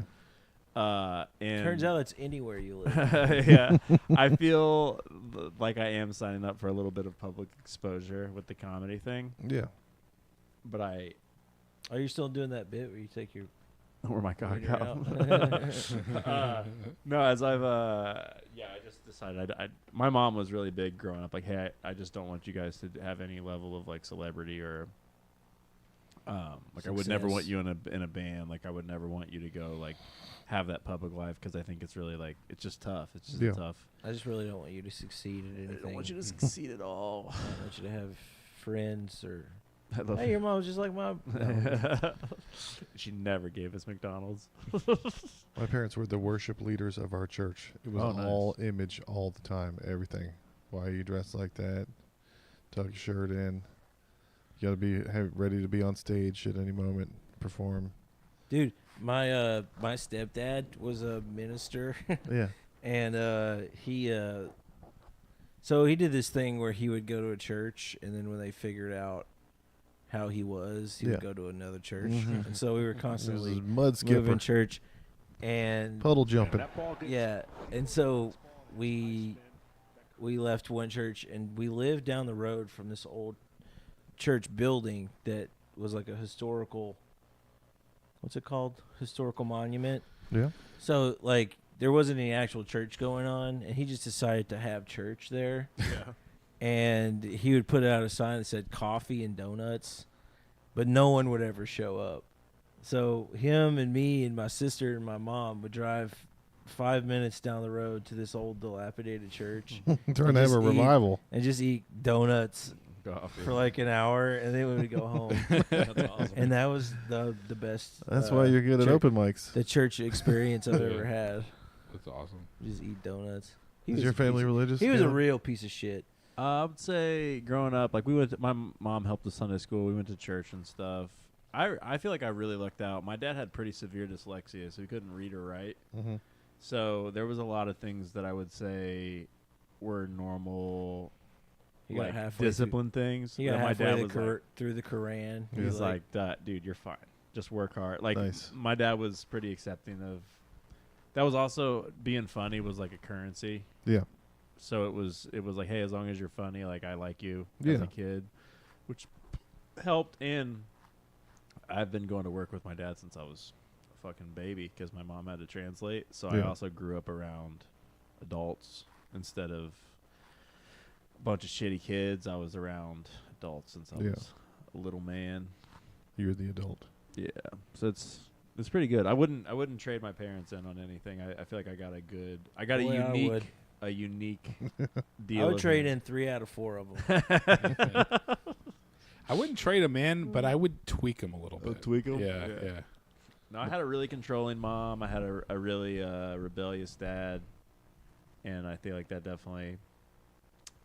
My dad's love was the one I craved the most, so I was more trying to impress him. That was also where, like, I remember the first day of kindergarten, I went out to the office, and he had a business partner, and they were like, hey, when you go into school, like, go in, drop your backpack, and ask, who's running this railroad?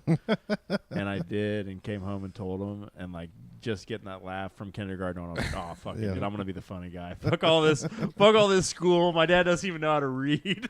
Dude, I remember when I was in kindergarten, I assume it was like circle time, and the teacher said something, and I made a joke, and I remember getting my first laugh, and then she sent me to sit in the corner. I don't remember what it was about, but I just remember being like, I I'm got the him. fucking man. Yeah.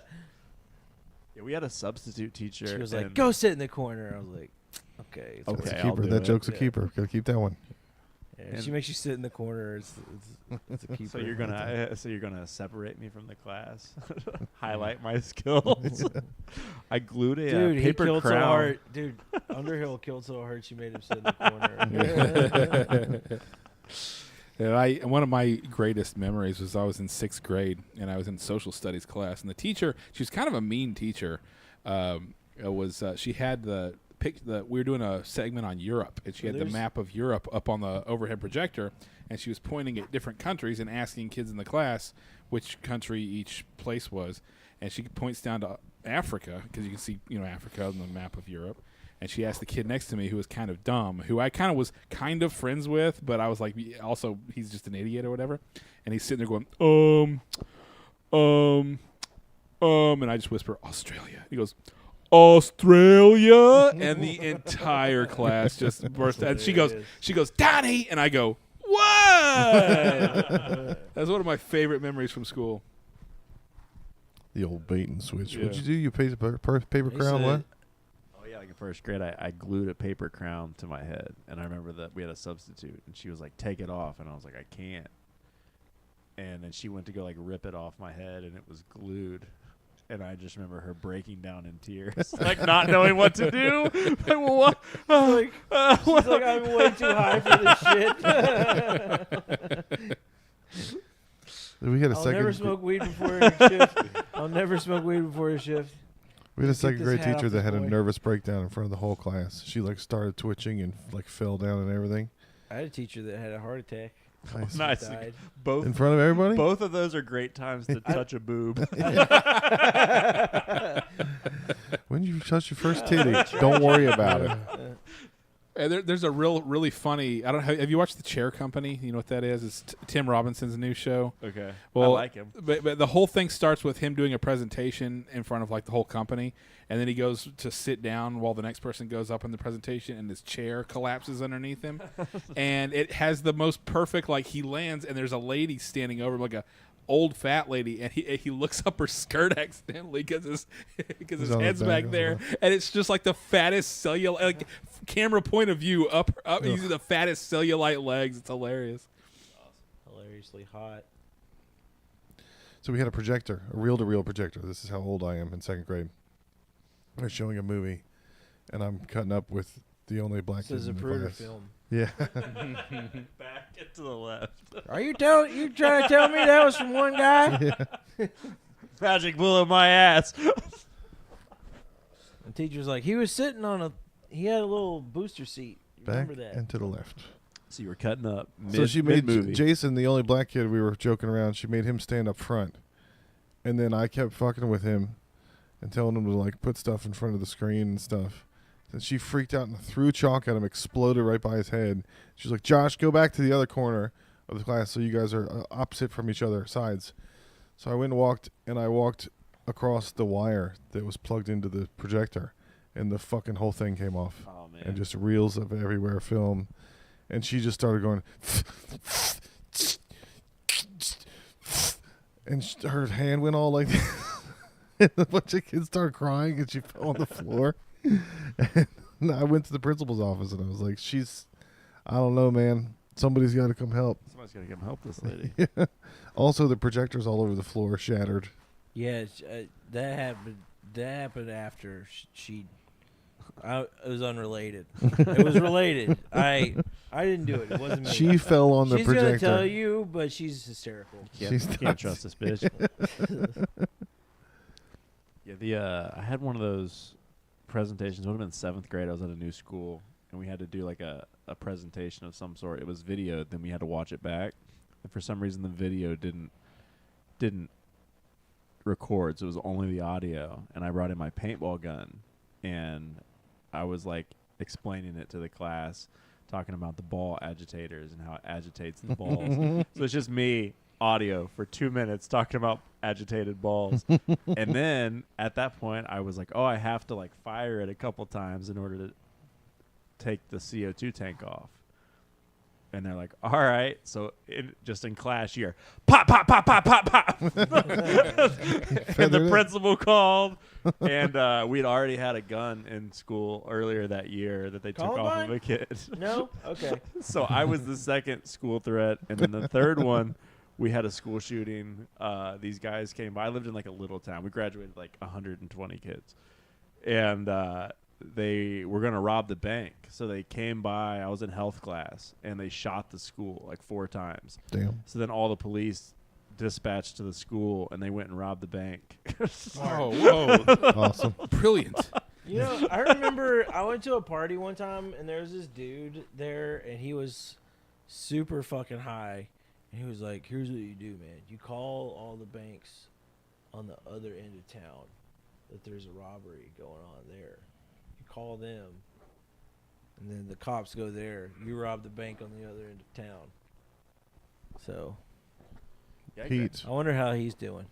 I graduated high school in 2008, and that was right as smartphones were like coming out. And I remember having that discussion with myself, like, all right, if you're going to deal drugs, you need to go ahead and pull the trigger on this, because this is going to be pretty well surveilled here in like T-minus 2 years. And even at that point, I'm pretty sure they had everything. Yeah, that's when you got to go to the Cricket wireless burner phones. Those were still, I guess those still exist, don't You they? like break them over your knee. Yeah, like on Breaking Bad, and every time they have to use one, Dude, they break it. Yeah. We should have a Breaking Bad watch, and then every time they break a phone, you have to do a shot. They did a dare to keep kids off Every drugs. time they break a phone, or Walter says the word family. Yeah. Or Yeah, I Jesse never says watched- bitch. Yeah. I never watched the Breaking Bad. We did no TV for 5 years. That was another one of my upfront contracts with my wife. Bitch Oh, wife wow. wants me to come home. She was like, hey. She's being a real bitch about it. All right, guys, I got to get out of here because of my wife. No, we did no TV for 5 years, and then my wife was like, well, I'm pregnant now. I want to watch TV again. Can we watch TV together? So we watched Ozark. Nice. Yeah, Ozark's a little bit like Breaking Bad. It's one of Jesus those. How are they going to fucking get out of this one? Yeah. Dude, it Dude, was for just us, that show was Jersey Shore. so fucking stressful. Like, Jersey so Shore when they're pregnant.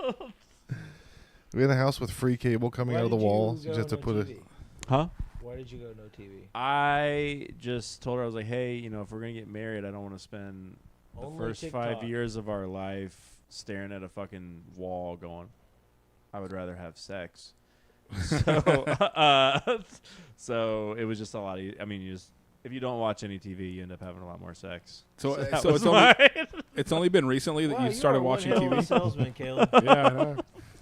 Invited her over for some Netflix and chilaquiles. Yeah, there you go. Yeah, so it was just an easy. So we watched The Marvelous Mrs. Maisel and Dancing with the Stars. That was the only okay. TV that we did. We could watch a movie because it's So wait, like 2 hours of commitment. Because depending on when it was, you missed like some of the greatest stuff of all time. I would imagine, yeah, it was the Yeah. last 5 years. So I'm sure there's Well, some great TV. Yeah, I don't know. Like Breaking Bad was like 10 years Breaking Bad was 10 years ago. Better Call Saul though is at least as good, if not better, than Breaking Bad. Yeah, we missed It's a little that. cerebral. Never seen The Wire. Never seen Game of Wire. Thrones. Sopranos? Never seen. You have to. The Sopranos is the best show that's Game ever of Thrones, I think, was overrated. Well, now that I'm done with all this pussy, I'm willing, Yeah, right. I'm willing Yeah. to invest in I some don't. I didn't quality feel- TV. after watching All you the need is first HBO Max. season, Just watch or, like, HBO Max. first They have 2 everything. seasons of Game of Thrones, I was like, okay, I get it. This is the way they're. We gonna have do it. I a don't feel like we I have need to some watch little shit. Mexican TV called Pop TV right Mhm. now that That's everything. oh god it has every I mean every live sports. If you want to watch women's rugby in Botswana, we got it. Oh, nice. So it's live at my house right now. Damn. Any movie, You you just watch- Google it. Third world athletes catching malaria. It's funny that Pretty awesome. I will say this as They I don't have watched some mosquito women's nets. They're rugby. not- don't bet on them. They don't have mosquito nets. They're definitely not blood doping. The mosquitoes are. Yeah. Yeah, there's a lot of it's interesting what all extreme sports got replaced by women's basketball, and I think that was a shitty trade. Yeah. Like we used to have dirt bikes doing Yeah. flips and people Yeah. doing skateboards. And they were Just like, women's basketball. why would we do that when we could watch women never dunk? Yeah. Well, they figured they The figured X out Games the, got replaced by the X chromosome. yeah. They figured out the women's basketball at least a little bit because they realized they just had to make it like a soap opera race war. I feel like Yeah. they just Once Caitlin they, Clark they really just got need big. to let men play. Yeah. It'd be a lot more entertaining.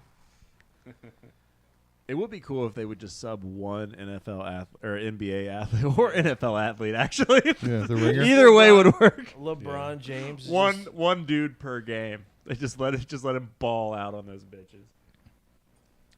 Yeah, WNBA is not being very accepting of trans. I don't see any trans WNBA players. It's not very good representation. Dude, Love to could see you that. imagine? You're like, damn, Michelle Jordan? Yeah. And she took that personally. Latanya James. Yeah. LeBronya James. Dude, that'd be hilarious if fucking Michael Jordan got a sex change so he could play Larry women's Bird. basketball. Like 60-year-old Michael Jordan just coming in and destroying all these 22-year-old WNBA in a players dress. in a dress. Oh, Every you're game's probably a the only flu one that game. remembers the "Be Like Mike" song. You remember that from Gatorade commercial? Yeah, I Like mean, Mike, The, I'd like to be well, there was like the Mike. there was the Little Bow Wow movie. Little Bow Wow, yeah. where he got Michael Jordan's shoes and he got the powers of Michael Jordan. That was Yeah. called Like Mike. But He's yeah, like, Be God, Like I Mike just was want to the gamble commercials. away every cent. So I wanted to make a. I just Be want to Like- get my dad killed because of my gambling debts. I'm trying to find that song and put it Allegedly. over Mike Tyson knocking people out and Yeah. being a crazy asshole. I think it'd You'd be be so like funny Mike, but if Mike they- Tyson. They make a movie where a kid gets Michael Jordan's powers, but it's just his gambling Gambling. problem and his pettiness. I want to be just like Yeah. Pete Rose. Yeah. and he decides to go be a baseball player, but he doesn't have any baseball skills, so he's just like a kid playing baseball. Because that's how good Michael Jordan was. He's just on the bench. Yep. We grew up skateboarding on the East Coast, and we got to go to a bunch of demos. We saw BAM early Oh, nice. in Pennsylvania. My buddy moved to Delaware I when never we were like liked BAM. juniors in high Oh, school. Too cool. Never liked him. No, he was just a dickhead. Yeah, he was definitely Like that. everybody was like dickheads to each other, but he was like mean spirited about Yeah. it, and he couldn't take it. I loved Viva La Bam, though. I loved watching what all those guys got into. Watching BAM was like watching I didn't an like the epic fact that freak he out. beat the shit out of his stepdad, Yeah. Yeah, it was just who a, provided for him. it was definitely one of those like, oh, you have a loving household, and the guy taking care of your mom, and you're like and pitching his nipples and waking him up in the middle of the night and throwing fireworks in his bed. Yeah, I hated that shit. Yeah, that was a cool. It was a cool time.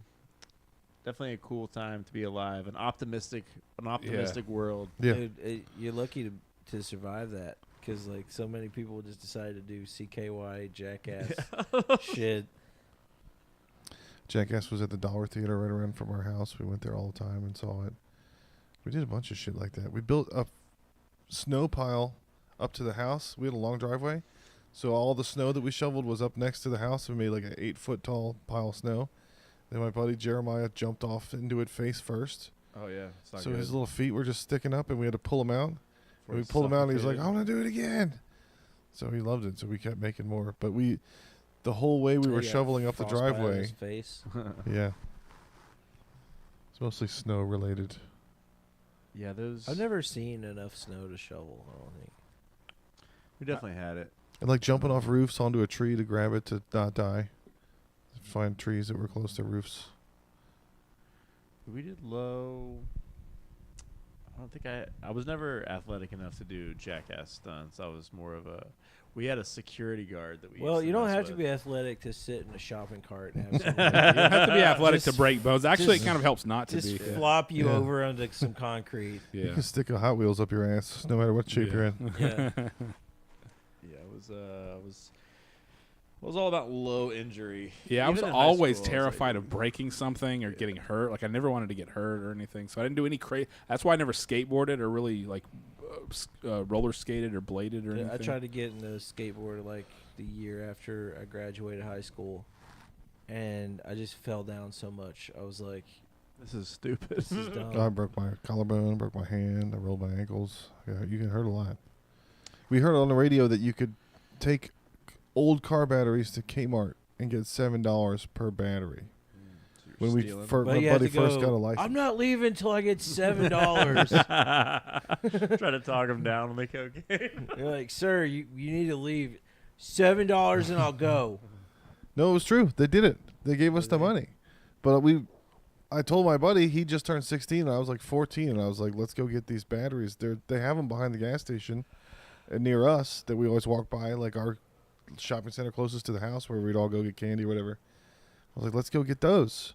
And then we'll go to other gas stations and see if they keep batteries back behind in the same place. Well, they had those so that they could take them and get $7. But so we were just stealing them and doing the same thing. And It's some not guy stealing if chased you do us it and was like, I first. got your fucking license number, punk. And we were like, fuck you. You run slow carrying a car battery. Yeah, we were Terrible 14. We were running away and he just sauntered up to us. We had all these expensive skateboarding T-shirts that ended up with holes in them from the acid. They ruined my expensive skate stuff. Yeah, I was But we blessed with made- some white privilege We during made those $28. years. So I used to go wakeboarding. You hit the water when you fall over. It's no big deal. But I had a buddy that would skateboard, and I was like, dude, that looks terrible. You're going to Yeah. get hurt. What are you going to do? We need the cushion. We need the cushion of the agua. We were like at the end of the Powell. There were half pipes in the woods. We had those. Oh, shit. Yeah, And we that's- built mini ramps and stuff. I went to a skate park one time with my rollerblades and tried to drop into a bowl and cracked my tailbone like on the edge of the bowl and was like paralyzed for You're like lucky. 3 hours. That's Like, I couldn't walk at all. That's a out there. vestigial bone. You don't need that one. Yeah, it definitely limited my ability to walk. That's still floating around in there somewhere. You got to get it out of there. It's all fucked up.